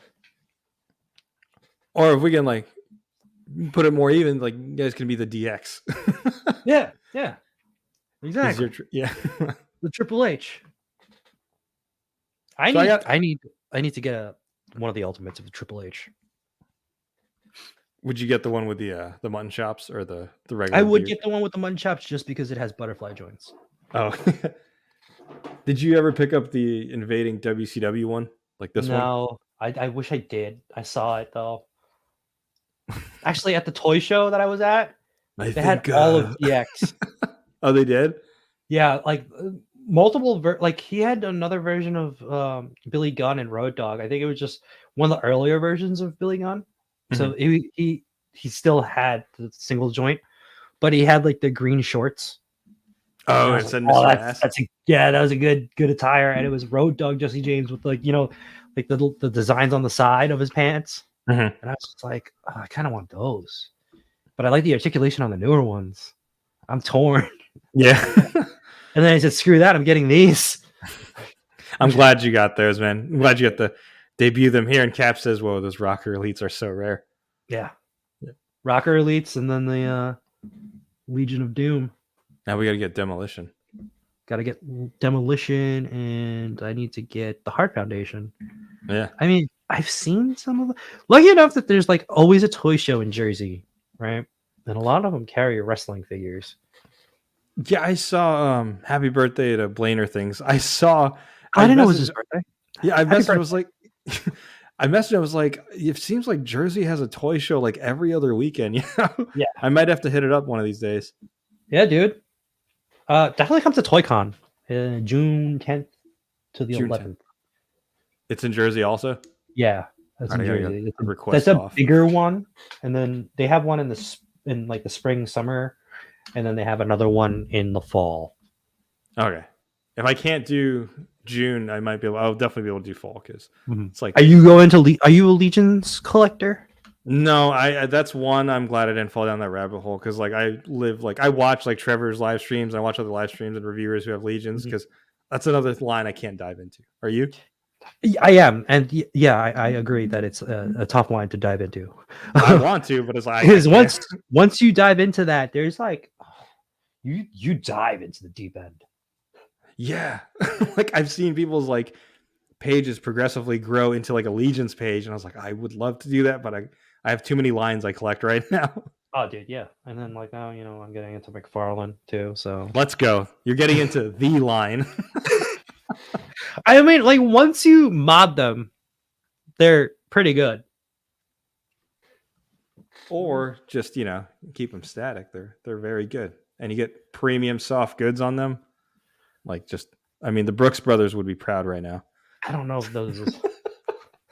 I don't know. I actually stay out of the movie line. I'm gonna be honest. Really? I tried not to buy like the only ones that I actually picked up because the Bane looked pretty cool. Mm-hmm. I picked up the Dark Knight ones. The Dark Knight does look really good. I will say for did your Batman bicep pop out also? No, it didn't. Jay Hernandez warned me about that. Well, I haven't really tried to test his limitations and in posing. Huh. But yeah, I know this is an older McFarlane too, but I also picked this up in the toy show. Was the Unmasked, the gold label Red? Yeah, Red Hood, and I put some Valaverse guns on him. I was about to say, where'd you get? Because this one came with a sword. Like, yeah, I have a bunch of Valaverse stuff, like the Action Force stuff with the packs. Yeah. So I was like, yeah, I'll just use this. That works perfectly.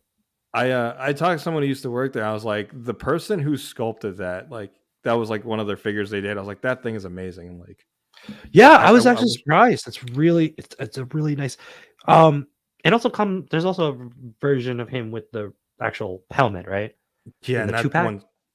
There was a 2-pack and there was a single release that like was super rare because it was right around the time where DC had that mandate for no guns. And he actually has the holsters, right? Yeah. I was going to say, did you mod it to put those holsters on there? Well, it has the straps, the holster, so it fits. It still comes with this. I thought that one was at the straps, no? What? It came with the straps? No, the holsters have straps. Oh, okay. But it looks good. And you can put the other Red Hood helmet on there if you wanted to. Because you showed me the photo with... Yeah, I have the Bat Family pack with the crushed helmet with the cracks in it. Yeah. But I also have the other Red Hood helmet, but it's slightly smaller. I don't know. It seems a little weird. I joke with someone that the unmasked Red Hood kind of has like a Filipino look to it. He does. Go talk to your cousin. He's cosplaying as Red Hood. Galing naman. Cap said he loved the newer elites. Better articulation and price is still manageable, not 25 plus. Yeah. Cutting back on Legends, getting into more lines. That's how I got back into wrestling figures. Are you getting into Legions then, Cap? So it's funny he says that because I actually cut down on my Legends.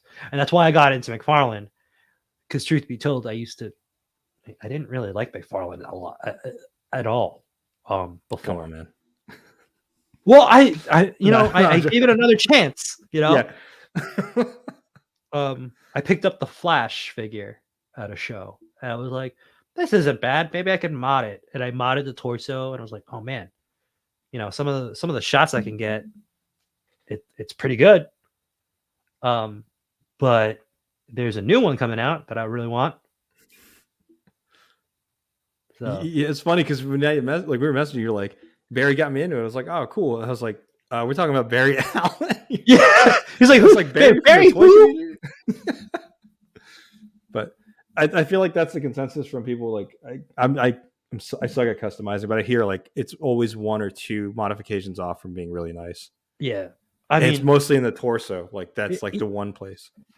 So let me see if I can grab Superman or Flash. Who should I grab? Soups. All right. Well, good because he has a soft goods cape. Let's go. Is yours? You did the Hush version, right? I got the Hush version.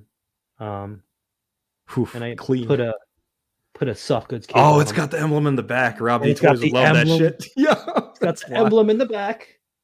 I got it on eBay. I got it off a GPS lot on eBay. Mm-hmm. But yeah. So basically, what you do, you Dremel, you pop the torso out, the lower torso, Dremel the bottom, then Dremel the top, so that way there's a way for the ball, the ball peg to move, and you can get a decent.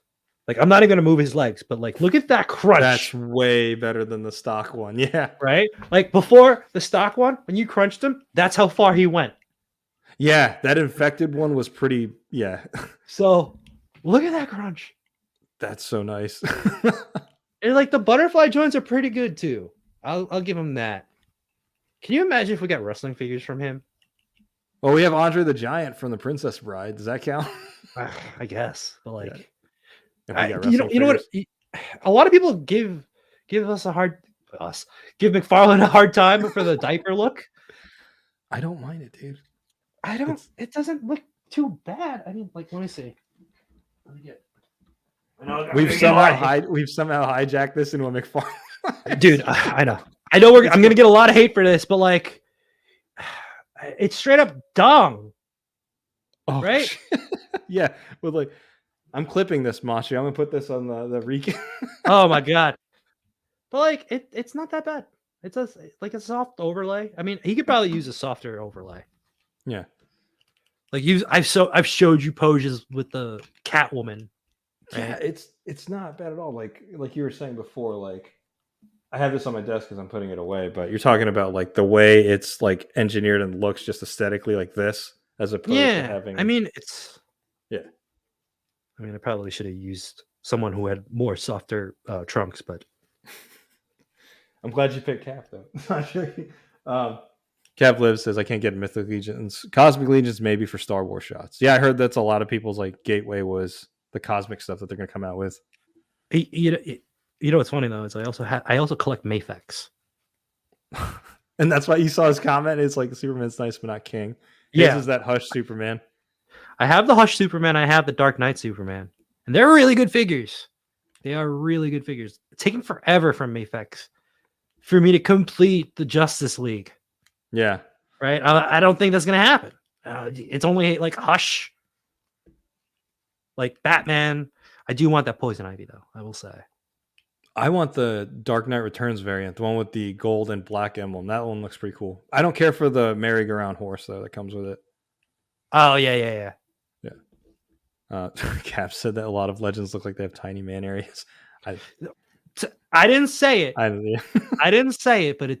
You know, I'm not gonna say no. Yeah. I'm not gonna disagree with Cap. But on the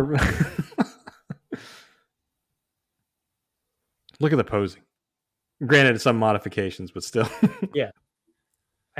Some wired soft goods cape with the emblem and then like rebel torso. How did you get the cape to stay on? Did you glue it? I glued it. I just basically heated it up, ripped it off. I might have I used the Hobby Knight to cut off a little bit of the plastic that was still stuck on there. Yeah. I didn't like the Hush head. It was the laser I didn't like that. That's why because then the head. Yeah. Actually, wait. Let me put it on this one. So this was the head, right? Yeah. I didn't like this one. Neither did I. Didn't really feel Superman-y to me. This is actually this head that I have is from the 2-pack.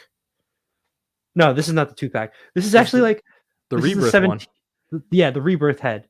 It's like that looked way better. Sale. Was it 17 or $15?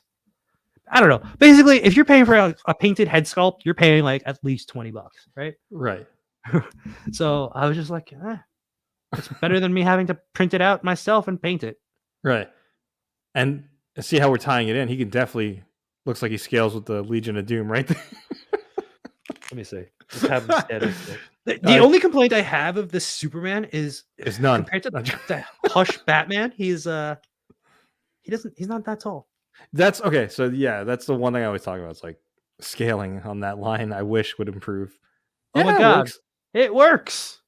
I mean, wrestlers are what 7-inch scale. They're according to their profiles, they're 6'5" and tall. Like Andre was 7'3". Does the shoulder pad fit on Soup? I'm not gonna try that. That's cool. No, I can't do that. Soup. Cap said the wire on the bottom of the cape. Take notes for all future man figures. Mafex. Yeah. Why is the wiring on the Mafex one not as good? I think it only has the sides. Oh, okay. Yeah. Damn, yeah, that sucks then. Angela's Collectibles, he says, yet Marvel Legends constant reuse and repaints at 25 to 30, while McFarlane gives you brand new sculpts, amazing paint details from 2023. Yeah. I mean, if we're being honest, Machi, like some of the appeal is like the affordability, right? Like it's still in. Well, this still is around another big soup I have. Oh, okay. Yeah. He scales well. I mean, I do have a custom head on that too.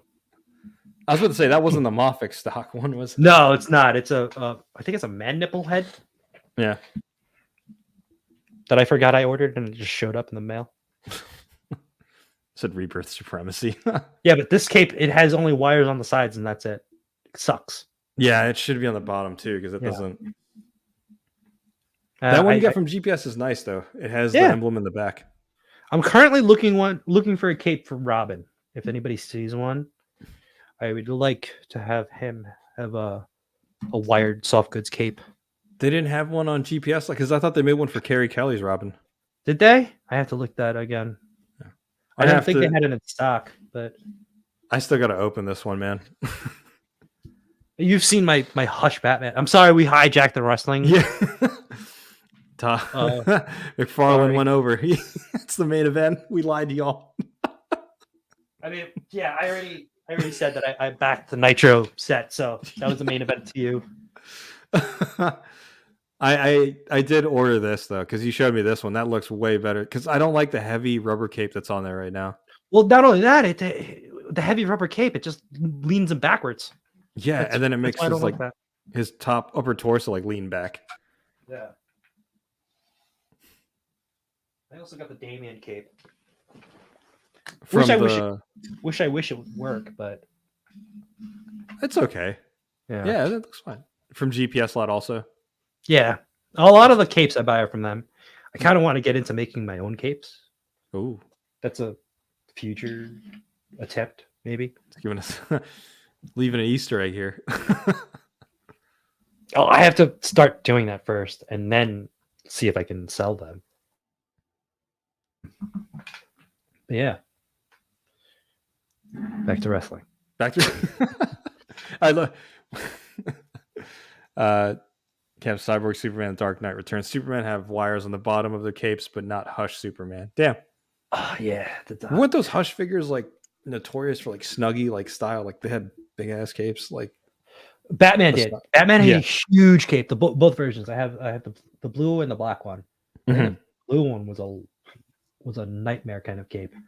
From reviews I saw back then. Yeah. Lofo loves that cape. It looks good on Batman. Yeah, it looks way better than the stock one. Yeah. So I have the gray and the black one too. I don't know where I put that one. It's not on my shelf. That might be in another room. This one kind of flows a little better. Yeah. And there's wires on the bottom of that too. There's wires on the bottom, and then there's also wires on the inside. Like on the seams. Yeah. Oh, it's in the seams too. Wow. Mm-hmm. I love when they do that. Oh, I almost knocked over LOD.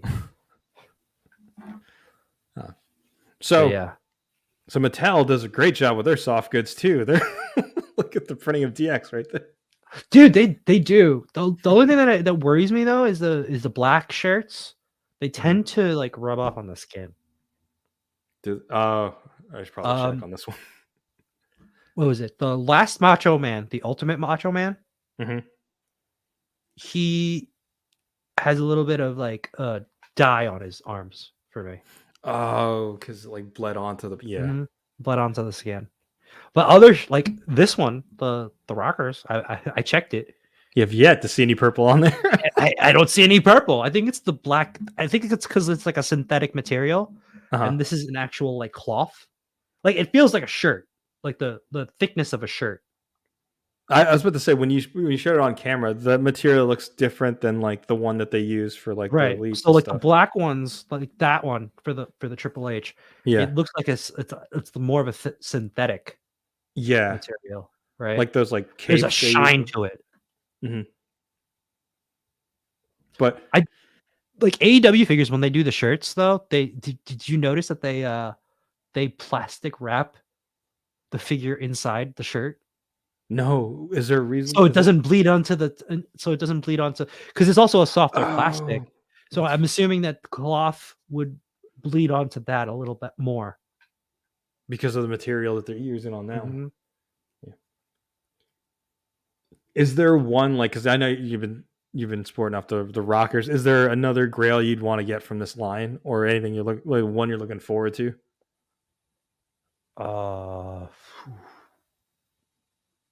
I would like to complete like the 97 Hart Foundation, which is really tough because I don't think they'll have an Owen Hart. Oh, right. I do have the Jazzware. Yes, Jazzware. The AEW Owen Hart. Yeah, it's kind of like a very short, but you could use the head on a regular Hart body, couldn't you? Like get like another Bret Hart and pop it on. Get another Bret Hart. Mm-hmm. So I mean, the new pink, all pink Bret Hart has the butterfly joints, drop down hips, the whole shebang. So you can execute the sharpshooter. Yeah, a lot of reuse though, like the head sculpt. It's not new, but it looks great. Did you pick that up? No, despite me liking Bret more than Shawn, I only have like one Bret figure, but mine is I'm looking forward to the Ultimate RVD because RVD with a dive because I still haven't opened this one. I like his singlets. I picked up the Ruthless Aggression one, which was pretty cool with the IC title. With the same head sculpt that's on the other one, but that's why I'm looking forward to the Ultimate Edition. I mean, now I'm remembering all the releases that the previews that they showed. Randy Orton, Seth Rollins, those Ultimates I would like. I mainly try to stick to Ultimates. I will buy Elites just to fill out my shelf. Like if it, these guys are Elites, so like the Legions of Doom and the Rockers, and they're cheaper. Not these. I'm sorry, not that one. No. Not those. Well, it's funny when I bought the Austin one, the Elite, I was like, oh, he's got a diaphragm. Then I opened his vest. I was like, oh no, it's an ab crunch. Damn it. They got you. They got you good. They got us, Daniel. He was reading what you were saying earlier with the fabric. So they probably use a better fabric back then than they do now. Yeah. No girls for me, just want more Ruthless Aggression, Shawn. Yeah, that Shawn is his favorite too. He's also teaching all the newer guys too, all the newer guys are learning from him. That is true, and I hope they take his advice. And I know, like he was a dick back in like the 90s. He was a dick. He's on pills also, but still. I'm not gonna lie. I liked late 90s Shawn though, the heel Shawn. Oh, so good. And he was always booked as a babyface before that too. Yeah. Well, 93 he wasn't. 93 and 94 he was a heel. When he went up against Hogan in 05, I couldn't help but think like, wow, yeah, Shawn's kind of murdering him right now on the mic. Yeah, because they said you want old Shawn. Like, the Larry King skit. Larry King skit. Oh my god, it was so good. And then not only that, but like Hogan did not want a job, right? To Shawn. No. He oversold his moves. He oversold everything, and I don't blame him for doing that. That was hilarious. Shawn did all the work on that in that whole build up. Yeah, that was all him. I'm gonna kick your teeth down your throat. That was in DC, and I wanted to go to that one. I was still in high school, but I ended up just ordering the pay-per-view. But I thought Shawn would win that one for sure. Because I was like, okay, he's gonna go over, but no. I was hoping. Yeah. But then when I saw how he was selling, I'm like, I don't think he's winning. I think he's doing this to prove a point. Yeah, like the first move, I think when he threw him out of the ring, he spun like 5 times. What if he hit the turnbuckle, bounced off the bottom rope, and then did like a twisting corkscrew flip? Yeah, into the center of the ring. I was like, I don't think he's winning. He's overselling everything. You could see Hogan getting more pissed off when he was like kicking him in the corner, and he noticed Shawn was like leaping up on the rope. Like, what Yeah, that's what they needed. We need an ultimate set with Shawn as Hogan. Oh gosh. From the Larry King skit. Oh yeah, that'd be awesome. Gab says, I'm all for Born Again Shawn. Oh, aren't they releasing that with the shoulder cut hair? Oh yeah, with the bob. Yeah. And then like he had like the brown tights with the big gold belt. Yeah. And he won the Elimination Chamber. Yeah. See, that time I could remember all like wrestling matches and stuff like that. Like he came back and fought RVD on a Raw, and I was like, yo, we're getting this on a Raw. Yeah. Yeah. It was right after he won the title. Yeah.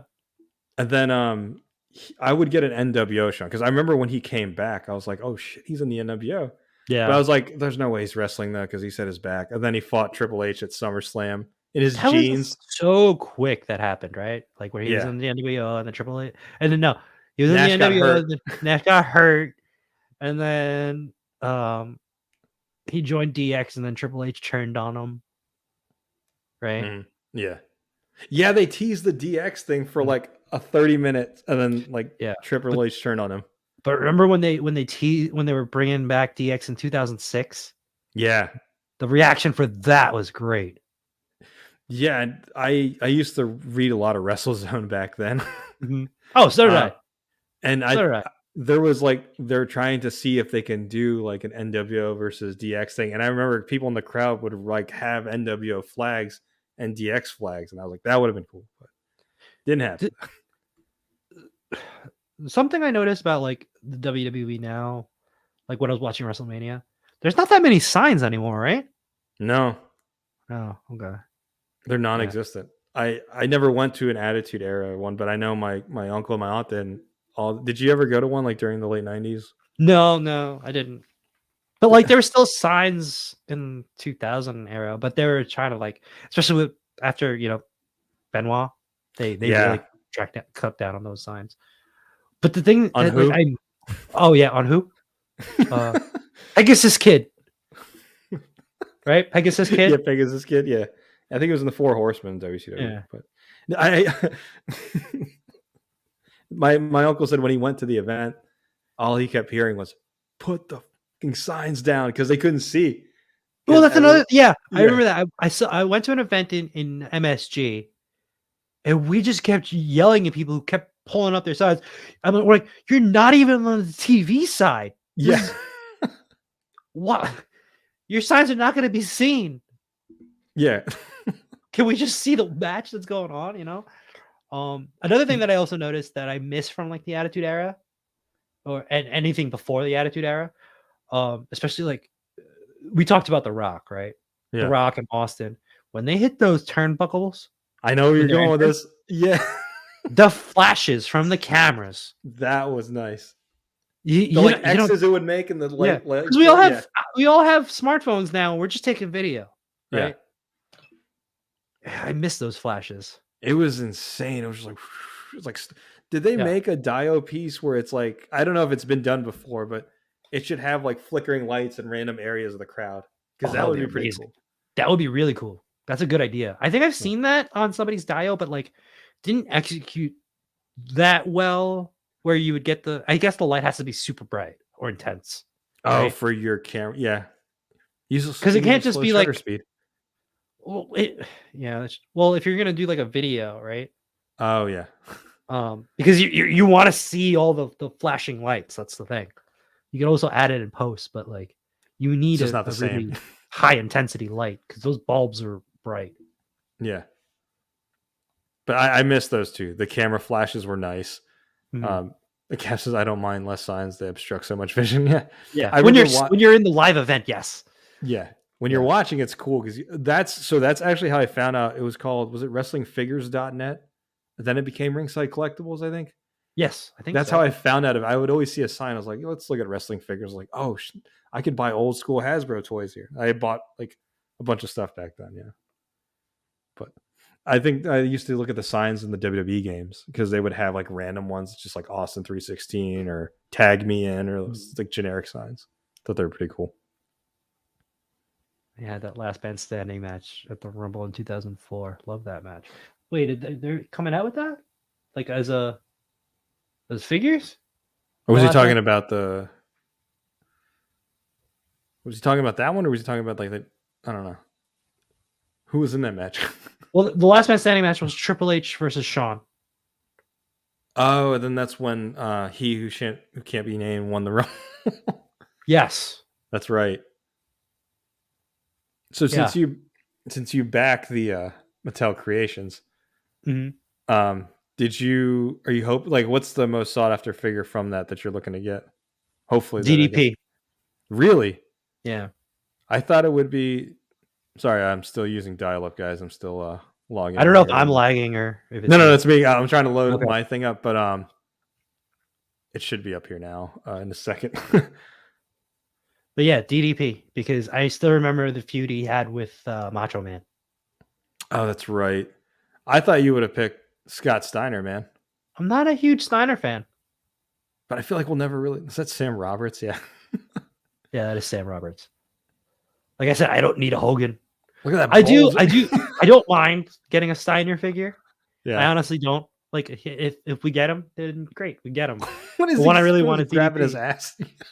Yeah, I was like, what is he doing, grabbing his ass? We had a DDP, but I think it was the.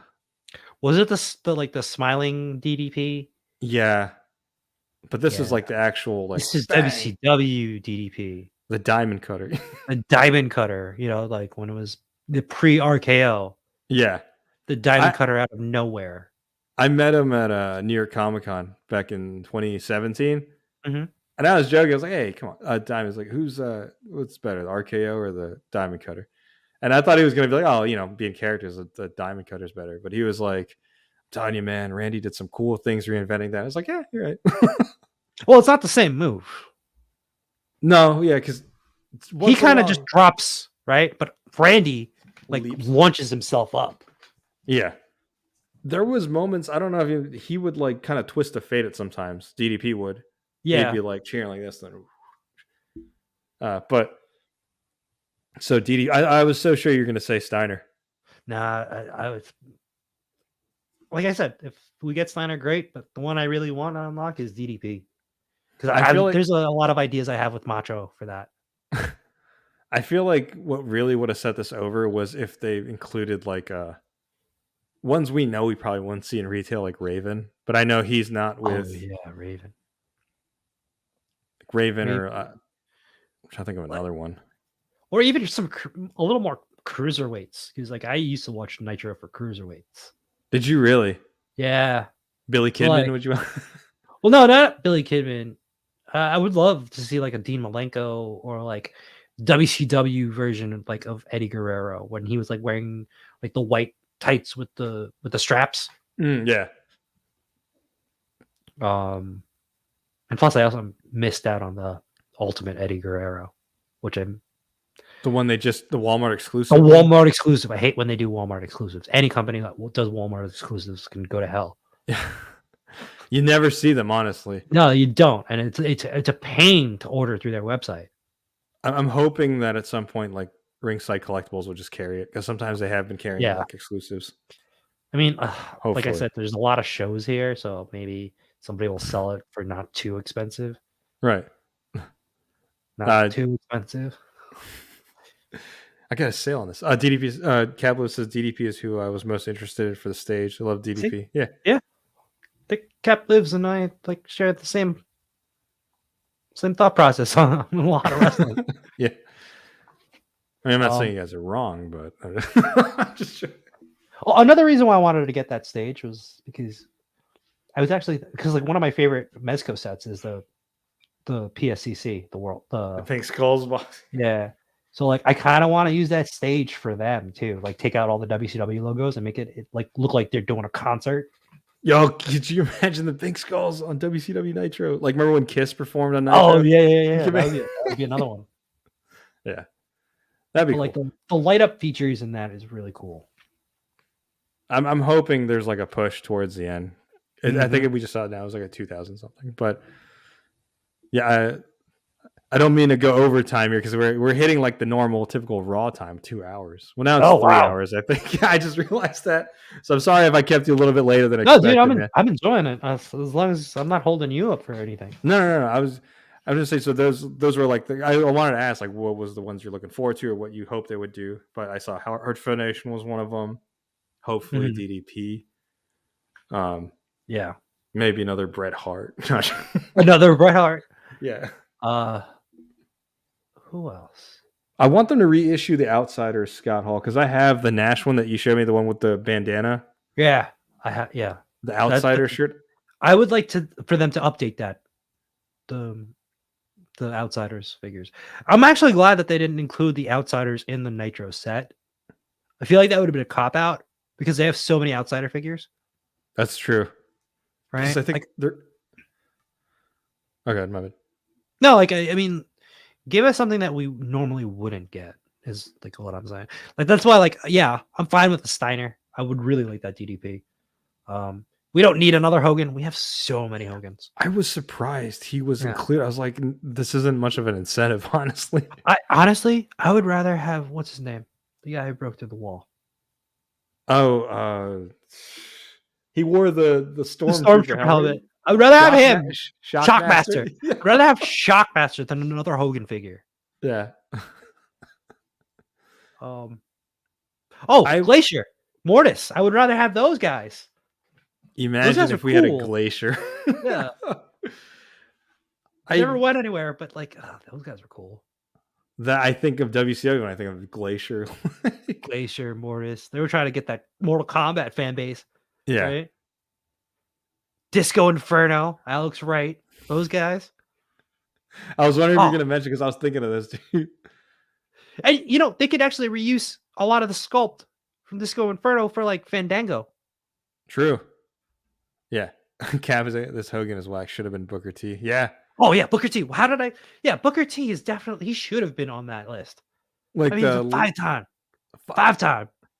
Towards the end, Booker T, when he was using the bookend and the like he was doing like the shirts, so like The Rock did.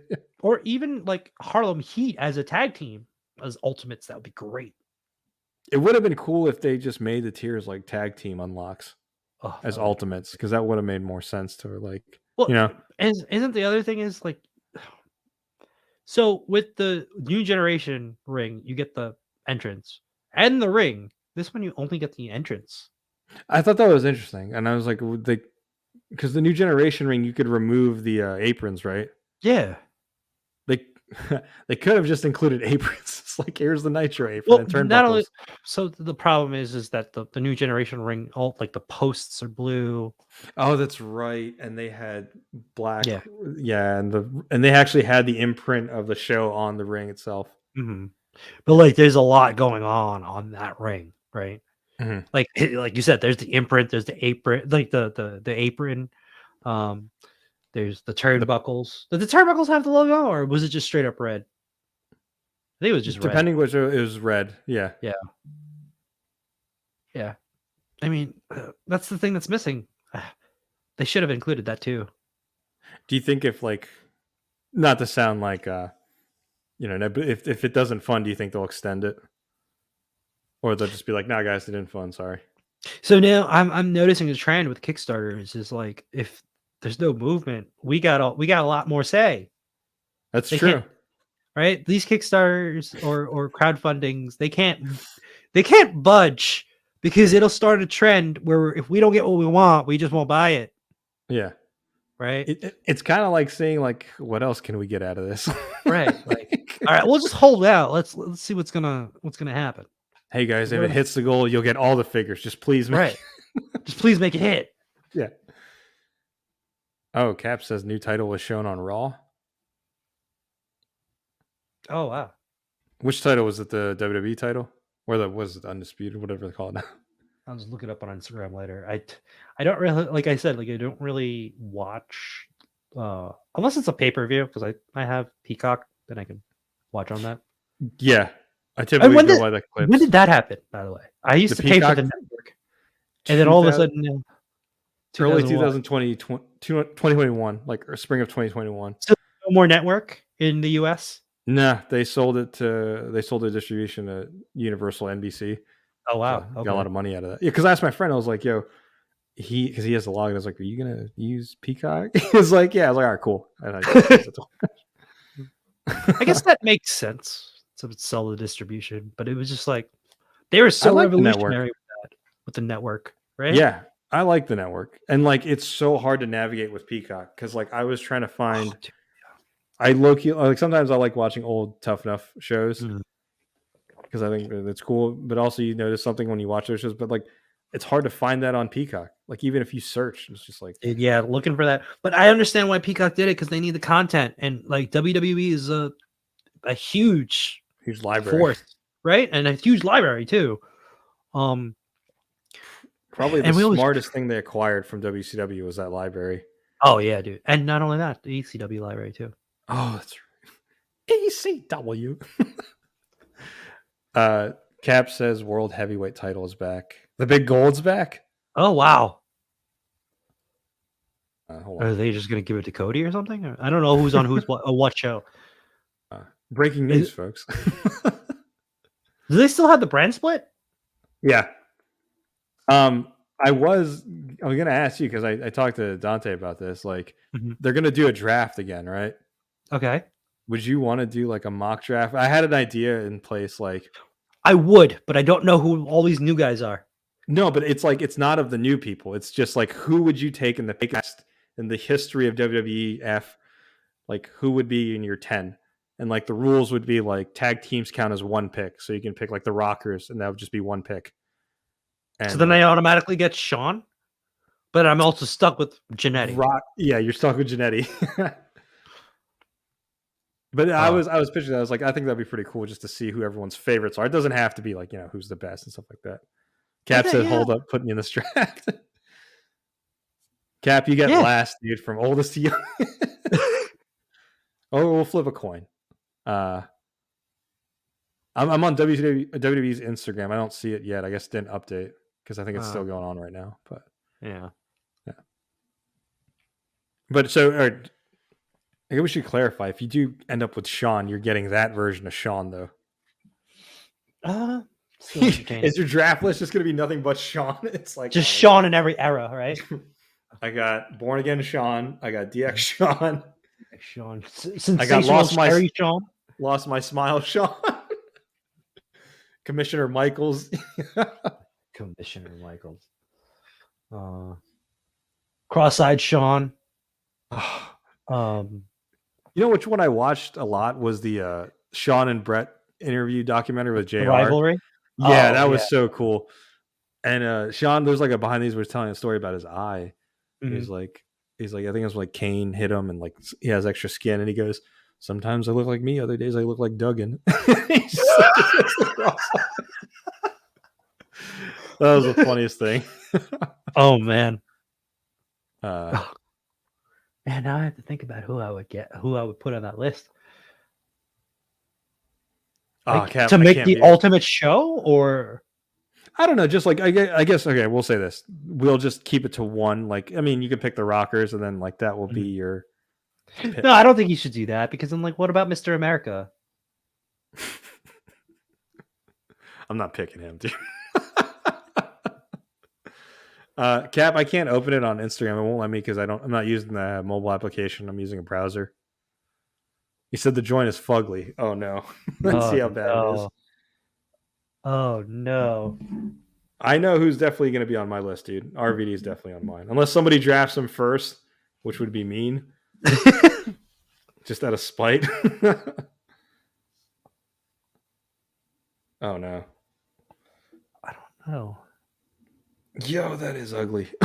You want to see it? Oh, let me turn down the brightness so you can see this.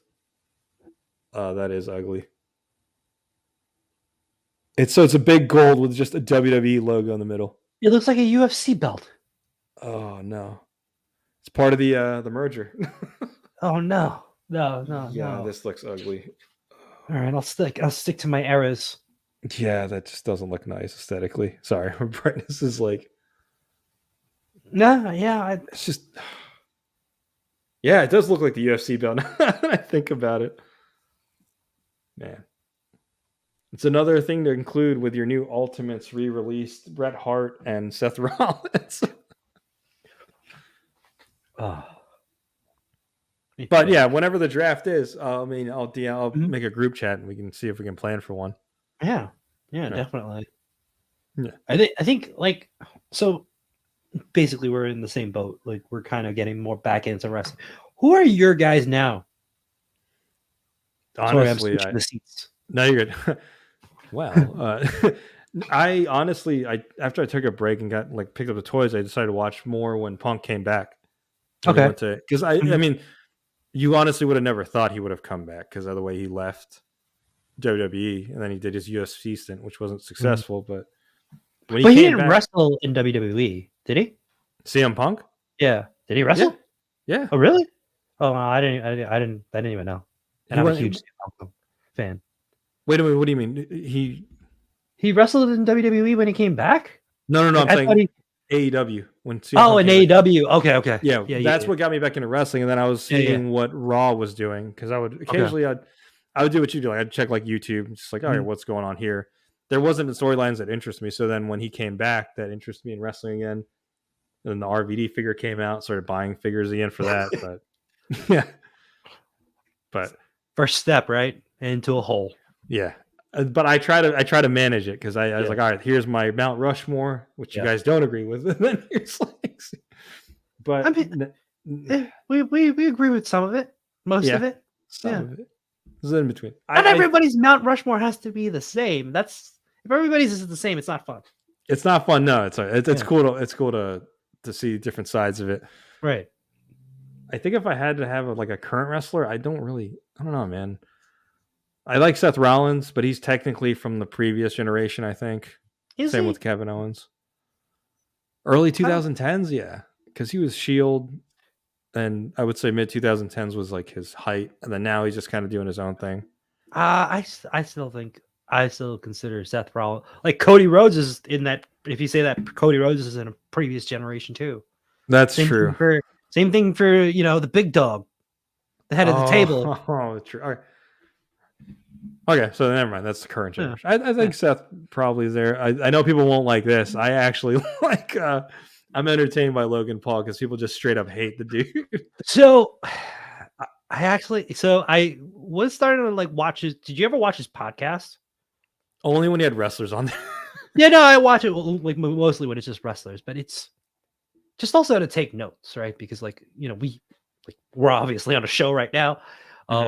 His is different because it's pre-recorded, so he doesn't have to talk to the chat also. But just studying other forms of podcasting, he's entertaining. I'll say that. Yeah. I didn't like him at first. I thought he was just the clout chaser. Same. Him and his brother. And then I saw that he was getting into wrestling, and I was like, what? He's definitely evolved since that whole Japan incident, right? It was in Japan. He went into boxing. I wanted to see him get knocked out, but he didn't really win a lot, right, in boxing? No, he lost twice, I think. Yeah. And then I think that's the running joke, right? That whatever he goes into, he keeps losing. But he gives his 110% effort, right? Yeah. Like his buckshot lariat's cleaner than I think Adam Page.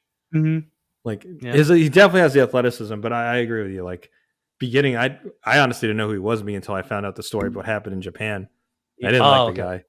Yeah, I didn't like the guy. Then when he got into wrestling, I was just like, oh god, what is he? Because I was also in the Pokemon cards as well. He got into that hobby and burst that bubble and the Charmander card, right? The Charizard, he just Charizard jumped. Card. Yeah, and so when he got into wrestling, I was like, oh god, what are we doing here? And then I was like, all right, well, I don't know. I kind of like that the heel factor. He is genuinely disliked by people. He is genuinely disliked by people, but he has to learn. He's had 3 matches so far. 4, I don't know. It's hard because he has a schedule already, right? He's not going to be fully dedicated, so he has to learn on the fly. His matches that he's had so far are really good, but he's had a lot of time to practice with Sean. Sean's been helping him. The best. Yeah. I saw a video. It was I think it was I don't know what he's going by now. Johnny Nitro, John Morrison, Johnny Morrison, Johnny Boxing, Johnny Boxing. But he was saying, nobody's ever really had that much practice with one of the greatest of all time, Shawn Michaels, for that for that match. Yeah. So if you have the practice, but we'll see. We'll see what happens. I think I kind of see he is getting privileges in terms of where he's able to excel. You know what I mean? He's getting one of the better coaches to teach him from the best. Mm-hmm. He's getting spots, but it's just because anything with WWE's done in the past with celebrities, they typically get more of. Yeah, but at least this celebrity's doing something. At least, yeah. Yeah, it's not a one-off. When you went to go watch WrestleMania 27, were you impressed by Snooki's wrestling ability? That was a bathroom break. And I'm a John Morrison fan too. Yeah. He snubbed Trish Stratus. I remember that. That was a bathroom break. That was. Yeah. You have to pick your bathroom breaks for Mania, because if you pick the wrong moment, you'll be waiting in that line for a long time. Oh, dude! Fun fact: I didn't take one during WrestleMania 32. Oh That was no! yeah. I monitored what I drank, but like that was in Dallas, Okay. and I was just like, I realized like, I've been sitting here for like 6 hours. Yeah, that's a yeah. What happened when you got up? You had to run to the bathroom? No, because I think I drank like one bottle of water throughout the whole show, and that was it for me. Well, that's dangerous. Why is that? Well, because then you're. Wait, was Dallas outdoors? No, it was indoors. Oh, okay. I'm like Jerryville. thinking you're gonna be in the sun. Oh, like you're gonna get dehydrated. Like you're only Nah. drinking one bottle of water. You're not even going to the bathroom. We were outside for Orlando, and the worst part was during the women's triple threat match or 4-way match. The lights kept hitting us. So if you rewatch WrestleMania 33, you can hear a chant saying "Turn the lights off." Yeah, and like during and a random, and if you're not drinking water, that's Yeah. just gonna make you get a headache. Yeah. But so I was going back to like my newer generation. I don't really like. I'm always deferring to like the older guys. Like I did like Drew McIntyre. I kind of feel bad that his run was kind of like blocked by the pandemic, because I feel like he really should have had his moment. Yeah. Also, with the newer people, I mean, I guess, you know, the person I'm about to say falls into that same category. Charlotte, I think she's great. Right? Yeah. Like that WrestleMania match with Rhea Ripley. It was the best. One of my favorites. Yeah. She's just naturally gifted, though. She's like, she has the presence in the ring. She's got the genes. Yeah. It's not fair. Her match with like when Ronda first came to WWE, I was like, all right, the main event's going to be her versus Charlotte. It has to be, because I wanted to see them interact. But yeah, Charlotte's just Cap Lives doesn't take bathroom breaks during the Toon Night Manias. That's a pretty strong bladder, my friend. He's young. Yeah. Did you go to the bathroom? Yo, the Mania. I'm thinking about Mania now. The one in New Jersey, New York in 29. There was a family like right in front of us, and the kid was like crying the whole time. He's like, "Fine, we're gonna go." I was like, "Yo, they just spent all this money, come to Mania, and they're just leaving." Damn. And that was it. We left during the main event. Oh, during Rock Cena too? A lot of people left during that main event. We wanted to beat that traffic. You crazy? We stayed because but it took us like, same thing for the other Manias. It took us like 2-3 hours to get out of the parking lot. Exactly. That's what we learned. And we're like, you guys really want to sit through this again? I mean, they're just gonna replay it all the time for the next few weeks anyway. That's what we're trying to figure out next year. It's like, do we want to do night 1 or night 2? And when do we want to leave? Right. My friend just wants to skip it. He just wants to do the Raw after Mania. The Raw after Mania. Well, not this year, but the Raw after Mania was always great. Yeah. Who was it? The Raw after Mania 28. That was when. Was that the one when Dolph won? No, after 29. That was the one in New York, or New York, New Jersey. Okay, yes. Izod Center. Yeah. Yes, the Izod Center. Yeah, the crowd went crazy. Yeah, that was a huge pop. Was 29 also when Fandango debuted? Yeah, well, he was already. He went against Jericho, and the crowd just kept singing his song. Yeah, his theme song. I remember it like went on like the top 10 of the iTunes charts. Yeah, and yeah, I was like doing the Fandangoing, and I remember that night after Mania was when like during Randy and Sheamus's match, where all the random chants went through. It was like DDP chants, RVD chants, HBK. Yeah. They're chanting for Mike Chioda. Yeah, Mike Chioda. Then Michael Cole. Oh yeah, because it was so boring, that match, right? Mm-hmm. That was the one where Randy, I think, goes, "What's my line?" to Sheamus. It's like these dudes. That Mania was kind of that was my first one, so special. Like, I liked Punk's match against Taker. That was the best match of the night. And that was the night everyone thought Randy was going to go heel, because it was like him, Sheamus, and Big Show against the Shield. Yeah. Oh yeah.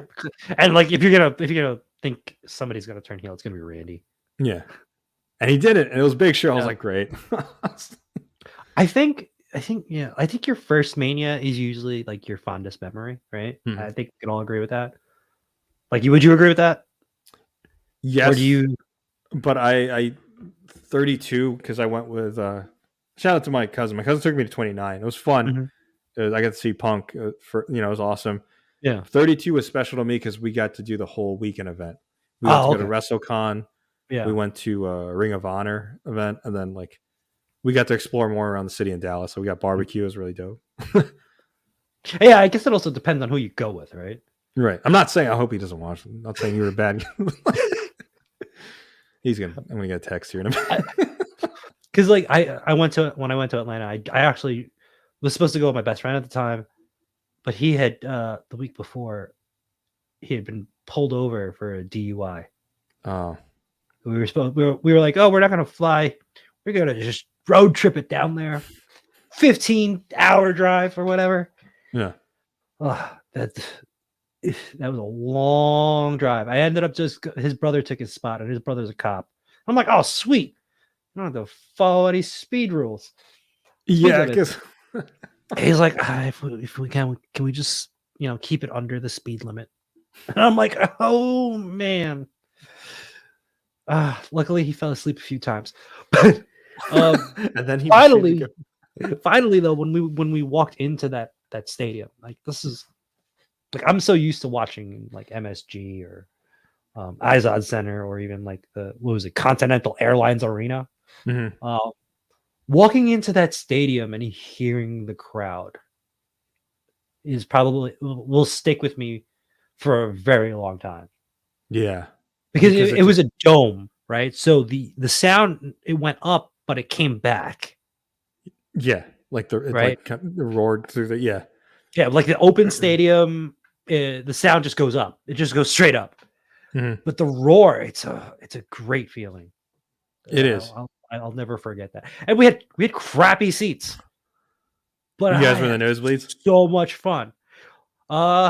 We weren't necessarily in the nosebleeds, and it was very hard to see what was going on. You had to look at because in the nosebleeds, I think you would have a better view. Like we were like on like floor level, but all the way in the back. Oh, but at least nosebleed, you could just look down. And like, oh yeah, yeah. I remember the first one. Yeah, like you said, when you hear, well, this one was open stadium, but I remember we missed the pre-match because we were trying to get food and use the bathroom beforehand. But beforehand, there you go. Yeah. Smart. So Miz beat Wade Barrett, but you can hear the crowd go. I was like, whoa! Like imagine when the actual real show starts. So that's what they have to be careful, right? They have to like really pick who's on the card and find where those matches have to go, because you don't want the crowd to get tired. And like the time with The Rock versus Cena, I think they were struggling because card placement. Yeah, because Punk and Taker, I think it took a lot of wind out of. We were tired. The Brock Triple H match was like you couldn't really hear it from the crowd. Like they did all these cool spots, but you're just like, oh, cool. He broke the table. What was it, like WrestleMania 19 all over again? Yeah. with Triple H versus Jericho, the crowd was not reacting. After the Hogan match, yeah. Was it 19 or 18? 18. Yeah. 19 was Shawn and Jericho. 18, the WrestleMania 18, like they were not reacting at all because they were so tired from Rock and Hogan. Yeah. Just like they were tired. Like, because I remember the one thing from that Brock and Triple H match, though. During Triple H's entrance, Brock runs the ropes beforehand. I remember the damn ring moving when he ran back. Oh, yeah, I remember that too. Big ass dude. It's like a freight train. Yeah. Right? The cool thing about 32 was the second one I went to was getting to see my friend's reaction, because I had already been there, but seeing their reaction, I'd be like, oh my God, we're actually here. Like they saw the giant Titantron. Yeah. So that was why it's like a little bit more sentimental to me, because I'd already experienced that, but now they got to experience it too. Yeah. I think I was the same way for 28. First Rock versus Cena match. And it was in Miami, so I flew down with my cousin and my friend who was supposed to come with me. We flew down there, but my friend who was supposed to go with me, 27, he actually came too. So this was his first Mania, and my cousin's first Mania, and watching their reaction. That's what I remember. Like they had a lot of fun. We had a lot of fun like outside of the event. Like we were, Miami. That would have been the one to go to, man. I feel like I missed out on that one. It's funny. We were drinking. I forgot which night it was, but like we're sitting there drinking and we're like eating dinner, and all of a sudden we just hear woo woo woo, and it's freaking Dolph Ziggler and Zack Ryder coming out of a cab. No way. Yeah, across the street. Man, that's pretty freaking cool. Cap says he really wants to go to Mania. Yeah, man. Let's all go next year. Hell yeah. He said he's been to Royal Rumble 2022 and Backlash 2016. That was AJ versus Roman, I think. Oh, wow. Mania and SummerSlam are my dream events. I think I was at SummerSlam 2006. I went to Royal Rumble when John Cena came back in like 2008. At MSG? Yeah. No. Wow. Yeah, and like Cena came back, and I was surprised that everybody cheered him. But then when he won, everybody went back to booing him. Yeah, they're like, God damn it. I was disappointed because I was like, man, he was supposed to be projected to miss WrestleMania. What's going on? Exactly. Oh, damn. Were you a Cena fan? I mean, you met him, but I met wrestling wise, not really. But his have you ever seen his 5 Questions with the Champ videos? No. This was when he first won the title, right? Like he would go like off script. Like he would curse, but they would bleep him out. But when they bleep him out, they would use who is it? The Brooklyn Brawler face. Oh yeah, like and then they would bleep him out with a Brawler. Yeah. I thought those were so entertaining. That was like peak Cena for me. It wasn't the Ruck Fuels one. I think I hold him in the same regard as Hogan, but maybe less backstabby. Whoa. I think Cap Libs would agree. He would, but Cap Libs wouldn't. I don't know. Wouldn't you say he also had that golden? What did Roman say to say that golden? Roman botched it when they had their first meeting together. He was like, "You got that golden shuffle, that big shovel." He originally said shuffle. Shuffle. Yeah. I think a lot of stuff was. I mean, nowadays, yeah, it'd be cool to see Cena wrestle. Like that Theory match was fun to watch. Yeah. The G.I. Joe logo, like this. Yeah. But there was a lot of like things that you're like, man, if he had let Nexus go over, what would have done for those guys? Or if he had let 7-year-old Cap? Oh my God. Wow. Okay. Well, we know where this is going. Sitting here, my back's starting to hurt, my hips are hurting. Yeah. Let's kick us when we're down. I just feel like with like I feel like Rusev and like Bray Wyatt in 2014 should have gone over. And I'm sure if he had, I'm sure if he wanted to, he could have had it like that. But I don't know. Yeah, I think he and like we're talking about Mattel, but I think when they went PG, that drove away a lot of the adult audience that they had grew over the years. But I think that's with a lot of product, right? You'll see the same thing with Star Wars. You'll see the same thing with Marvel. Like MCU right now. It's in that phase, yeah. Right? I still like MCU, but I know people don't like it. I understand. Yeah, I mean, there's only there's a shelf life for certain things, right? And it goes in waves too. Especially wrestling. Especially wrestling. Yeah.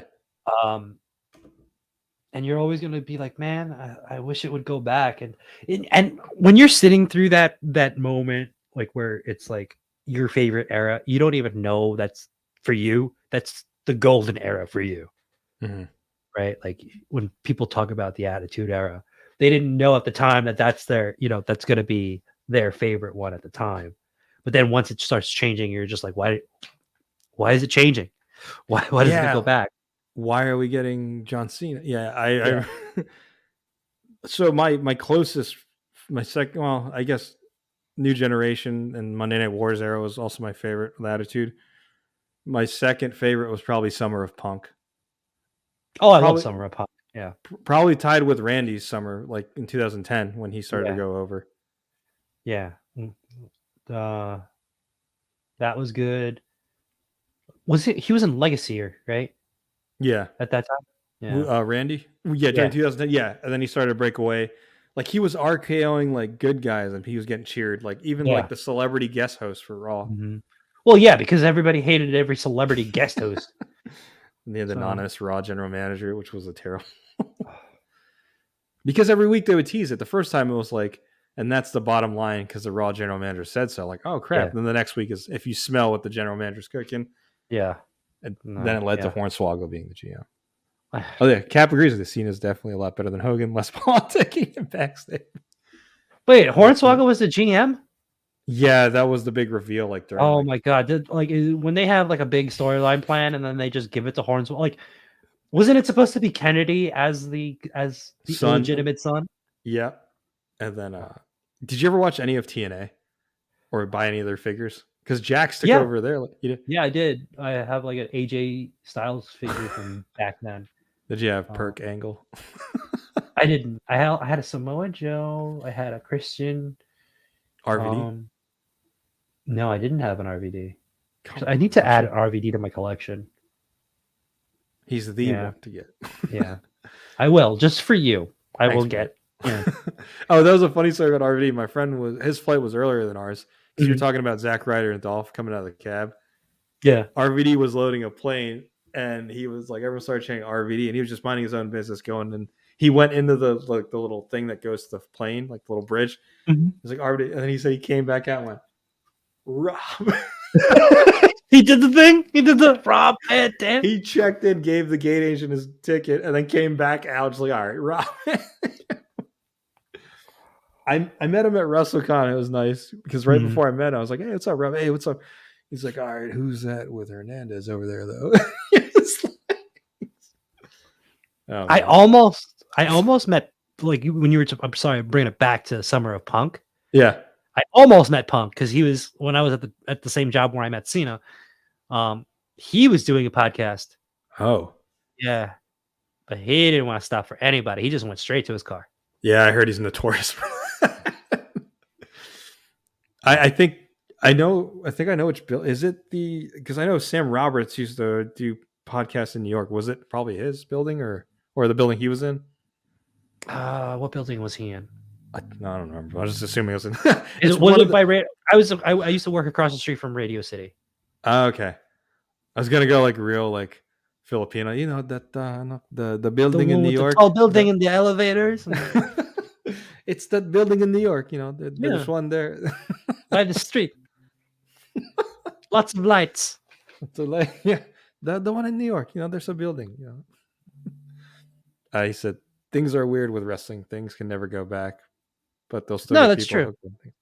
Yeah. I think the only wrestler I've met is Jake the Snake. Really, I would have never guessed, Cap. That's an interesting wrestler to meet.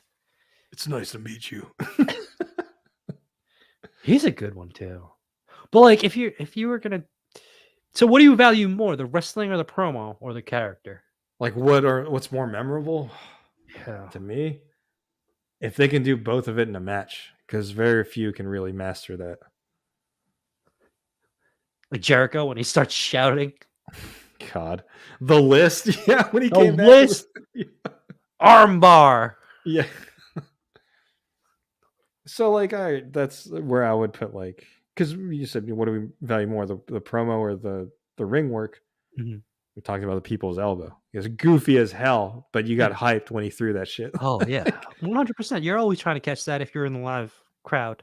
Same with Austin when he hit you with the stunner. When Rock sold the stunner, that would get me. Oh yeah, dude. I mean, the other thing about that was a perfect finishing move for him. The moment he kicks somebody in the gut, you know it's coming, so everybody just stands up. Yeah. Right. So good. He's performing on a comedy show, and my dad did comedy, so he was able to get myself and my brother in the building to meet Jake. Wow. Well, was this cool. Recently? Cap? I pissed off Ricky Steamboat by mistake. Like, it was by accident. What did you do? I met him at a show in Baltimore. I didn't. I mean, I could tell he was kind of like miffed at what I said, and I was like, "Hey, Ricky, it's an honor to meet you. Nice to meet you too, man." Yeah, I was like, "My dad's a huge fan of yours growing up." Oh, and he goes, "What?" I was like, "I mean, I was a huge fan of yours growing up." So I have a photo with him, and you can see him gripping my hand. Yeah, yeah. I don't think he liked. I met Brett at the same show. Brett was cool as hell. I asked him a question. My coworker Jeremy, and I was like, "Ask him what's better, Deathlock or Sharpshooter?" And I kind of I reworded it. I was like, "Hey Brett, is it a Scorpion Deathlock or is it a Sharpshooter?" He stopped signing in the middle. Like, all right, well, first of all, Sting applies it from the right side. Like he went all technical, and I was like, "This is awesome." I like your impression too. That was pretty good. He said this had been almost 10 years ago at this point. Okay. So like around the time he was getting inducted in the Hall of Fame.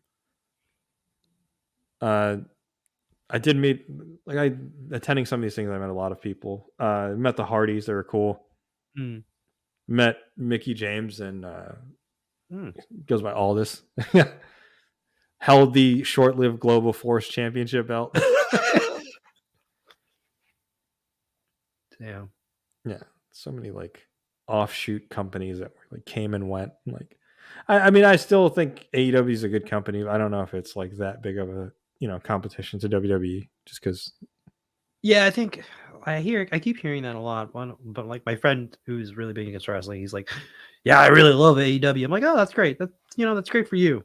I'm not knocking it. At least you're happy about watching it, not being. There's an alternative.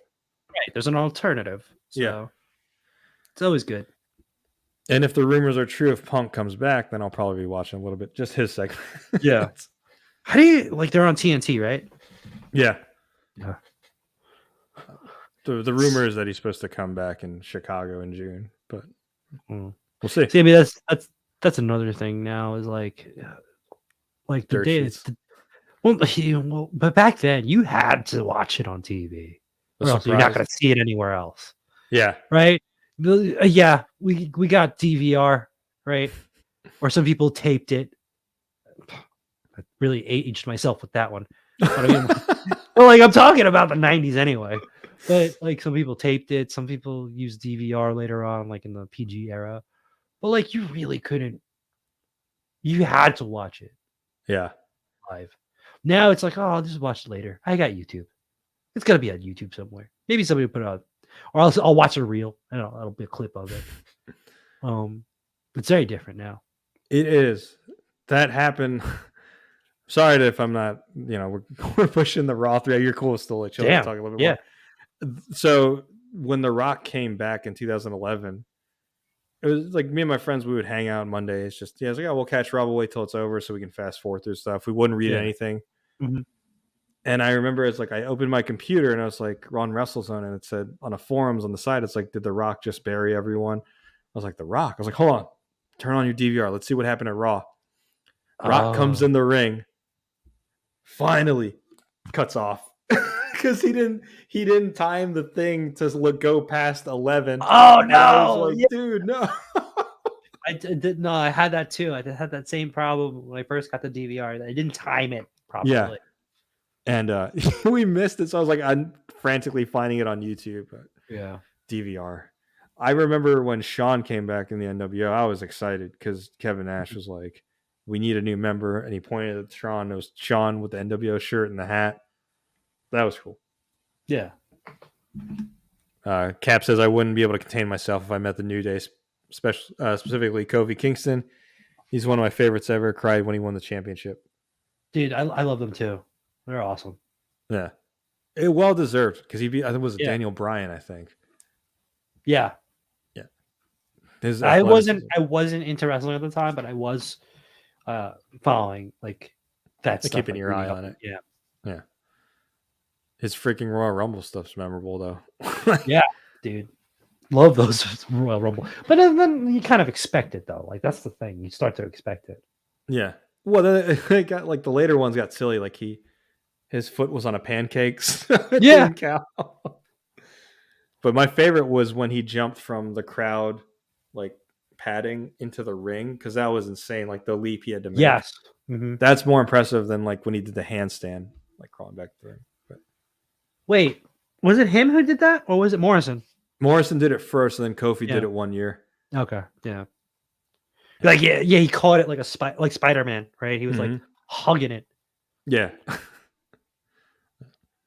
Yeah, Royal Rumble used to be like one of my favorite events. Like, especially when I was a kid. It's like you get to see all of them, right? But then as you get older and you're like you have your certain favorites, you're like, oh man, he got tossed out, and you get bitter about it. Why did he have to get tossed out? None was more evident than when Batista won, because Bryan wasn't even in the Rumble, dude. Oh yeah, dude. I remember that whole fiasco. I got into a fight with my friend from that one. Really? About what? Because Batista won it, or because? No, because it's like, oh, they're just they're gonna have Bryan and Mania. They're just making you work for it. He's like, no, man, they're really just burying him.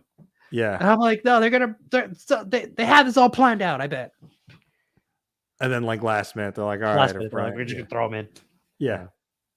That was the same for the following year when Roman won it. Like that, like they were really trying to push Roman, and like they made it worse by having Bryan in the Rumble get eliminated, and then Roman winning it at the Yeah. It's tough when you have your favorite. When you have your favorite, or the whole crowd has their favorite. But you can make a monster heel that way. Yeah. That was when The Rock came out to help him too. And even that didn't even get him over.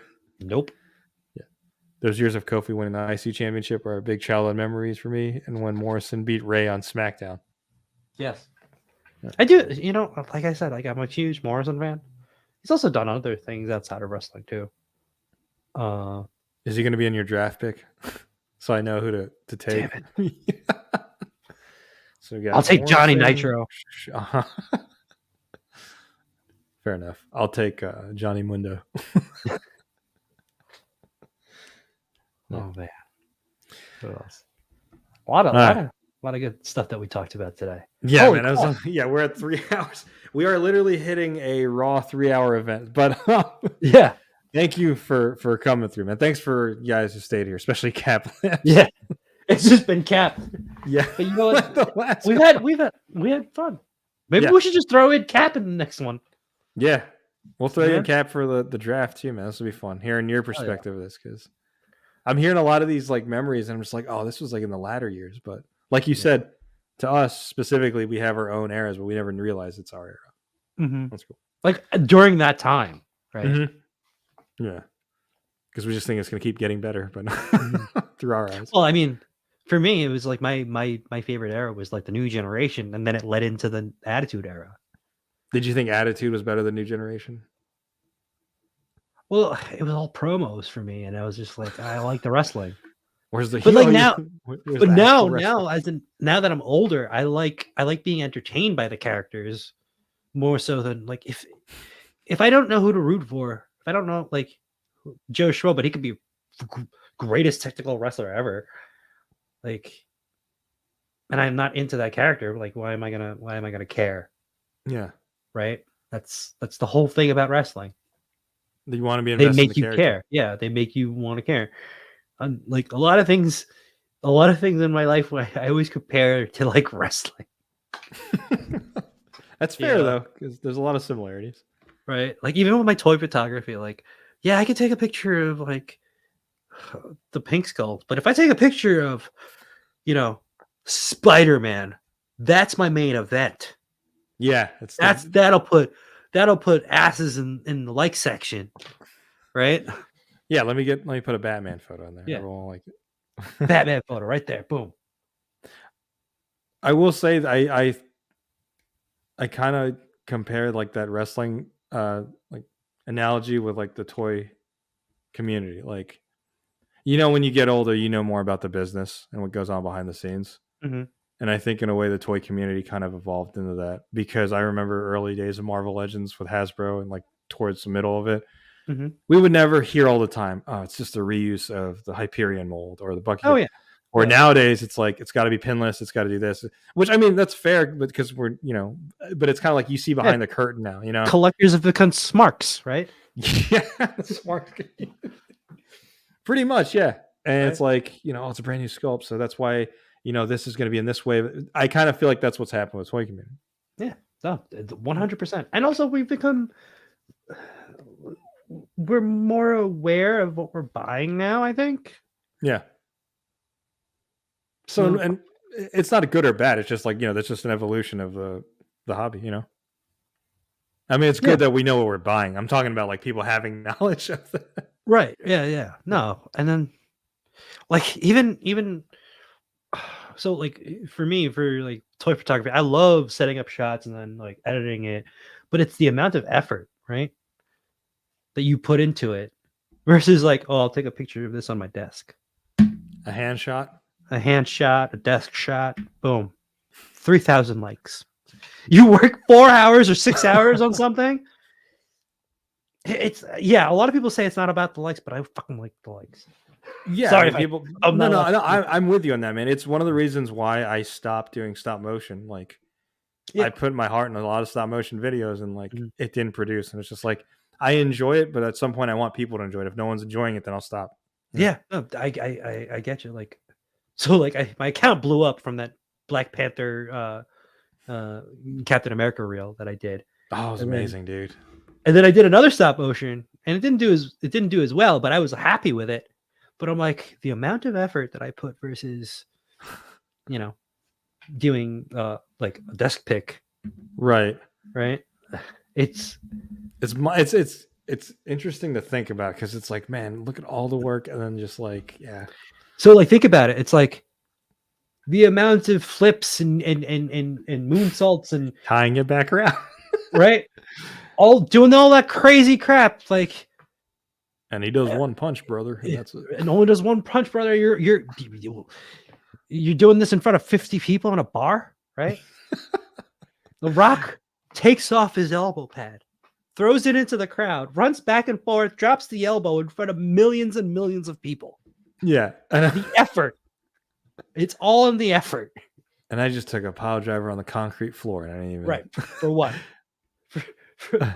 For Bob sitting in the front row with his gut hanging out? This is awesome. Yeah. Cap says, Machi wants to shoot the pink skulls, but then goes, that's not going to work for me, brother. That's not gonna work for me, brother. Give me Spider-Man right now. Yeah. Man, that was a nice, like, cherry on top to our conversation. I mean, that's a nice way to end. Really tied it all up nicely. That we compare everything to wrestling. Yeah, you're like, in a lot of ways, it's like in the toy community. Running to follow Machi right now. Go like his previous reels too. Thank you.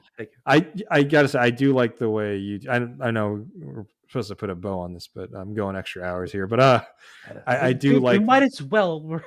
We're almost there. I like the reel one he did, but I like the first one he did with Cap when it was like pose. That was like so clean when you were like maneuvering it, but he changed poses, but still. That one I took more time with, dude. I do love the Jada Street Fighter, but I was waiting for that Mafex Cap for so long because it kept getting delayed. Yeah.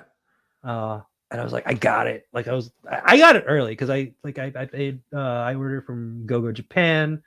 They send it in like within 2 days because of DHL, and people are still waiting for their order in like Ami. Mm-hmm. And I'm like, all right, I got to capitalize on this. I'm gonna make a reel, and it worked. and it worked.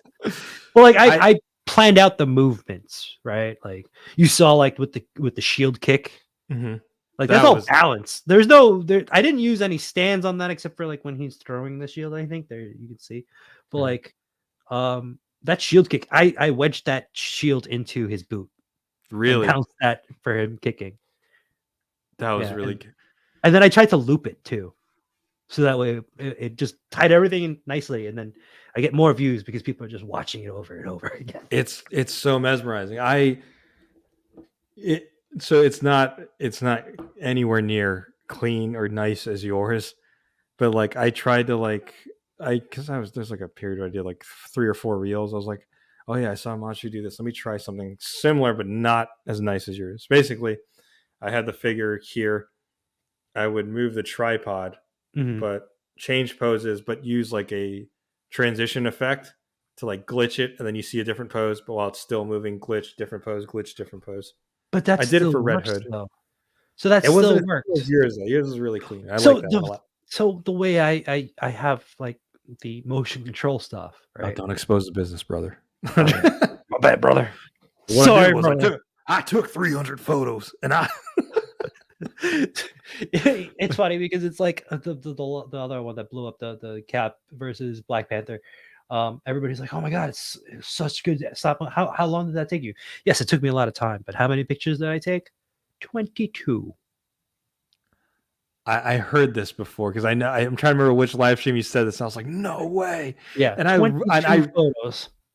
I heard it on the live stream you were on. I rewatched that shit. I was like, oh, because I was like, but it looks so clean. Because the movements are so broad. Like he's spinning, he's kicking. I can get away with only taking 22 photos. And then the way I catch you is I just loop it and then slow it down on the third loop. Because then you really like look at all the little details that are going. Like I added like smoke effects for each hit, so it looks like the dust is coming off. Yeah. And then the sound effects.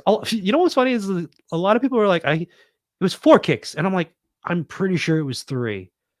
I studied this this whole video so many times. You made it, yeah. Yeah. But yeah, dude, I mean, like, that's awesome that like I gave you that idea to do that though. Like doing the tripod stop. I wish I did that because it would have saved me so much more time. You use the gimbal, right? Or like I use the whole motion control setup, and like it just repeats the movement, but I record the same movement for each pose, and then I edit it. But the hardest part is lining it up, because if it's off slightly, it just doesn't look right.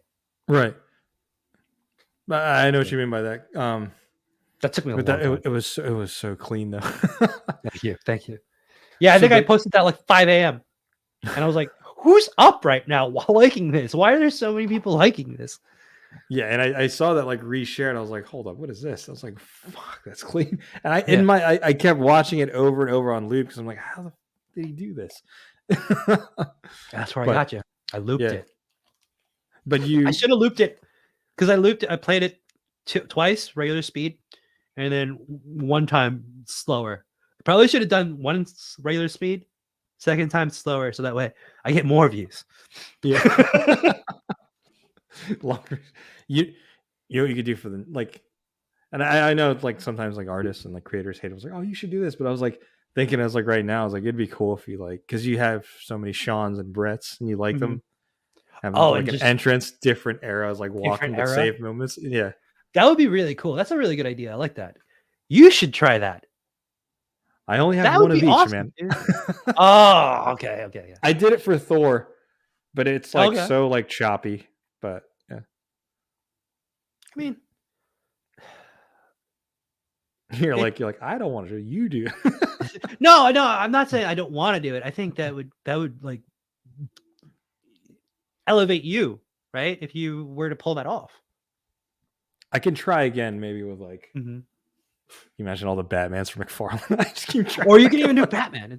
That's a good idea. I like that. I don't want to take that idea from you. That's why. It's stuff I've seen from before, so it's like I get inspired by it. Okay. I mean, I wrote it in the script, brother. You wrote it in the script.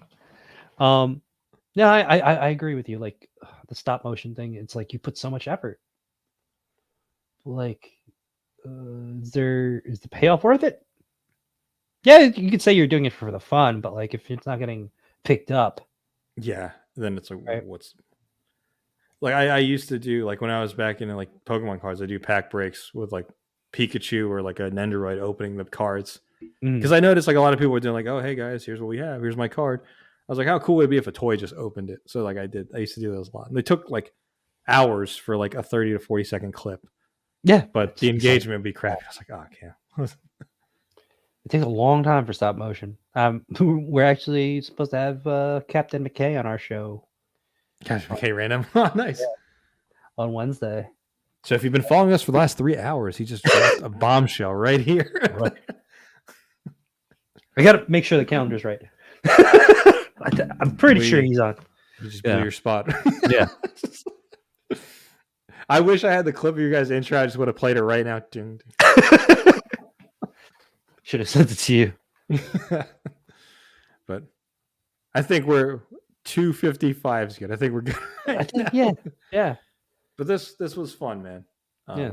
Thanks for staying, Cap. Yeah. Yeah, he said Captain McKay is awesome. We'll be tuning in. And I as well. Thanks. Yeah. I think I get off around that time. I should be able to. Yeah. Yeah. All right, cool. Yeah.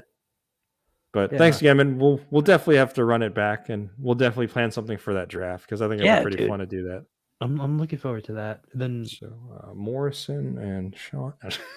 Morrison, Sean. Who else? Oh, don't take Gilbert either. If you're just gonna break the list, I want Gilbert. I want Hornswoggle. Yeah. Who else do I want? Oh, the Gobbledygooker. Goon. Hey, S.A. Rios. Who are you to talk bad about S.A. Rios? I love S.A. Yeah, I used them on SmackDown 1. Or is it SmackDown 2? Know Your Role. It's one of those. Didn't somebody said something about El Dandy? Didn't Bret Hart say, "Who are you to talk ill words about El Dandy"? Yeah. He's great. We'll have to iron out the ground rules for all right, if we pick one guy as a different era or just it's probably just one. Yeah, I mean it depends, right? Because it's Foley. Which one? Which one of the 3 or 4 faces do we? Right. Yeah. Do you want homeless or do you want hardcore or Chef Boyardee commercial? Foley. Chef Boyardee eating? Yeah. Yeah. Oh man, dude, I had so much fun. Me too, man. It was good to reminisce. Yeah. Good to talk about different eras, especially with you, Cap. Thanks for participating. Thanks for staying for the whole Raw episode. Thanks for everybody else in the chat. Thanks for everyone else. Any other lurkers, and also for the people watching the replay. Yes, thank you. And not that they don't know already, where can they find you? Machu? I am at Machu Toy on Instagram and here on YouTube. I think I do have a TikTok, Machu Toy 6, because I got locked out of my original TikTok. I don't really post that much on TikTok. Screw that. Forget I said that. I'm mainly on Instagram and I almost said Facebook. I'm not on Facebook. I am on Facebook, but I don't use it. I'm here on Instagram and YouTube. Word. And also have a show called In Between Two Sentinels with J-Shot 820. And this week's guest is going to be Captain McKay Random. So tune into that if you like stop motion. Word. We will. And thanks to Ryan B for watching. He said, great stream tonight, gents. You rock. Thank you. Thank you, man. Thank you. And thank you again, Machu. And to anyone catching the replay as well, thank you. And we'll see you all next time. Peace.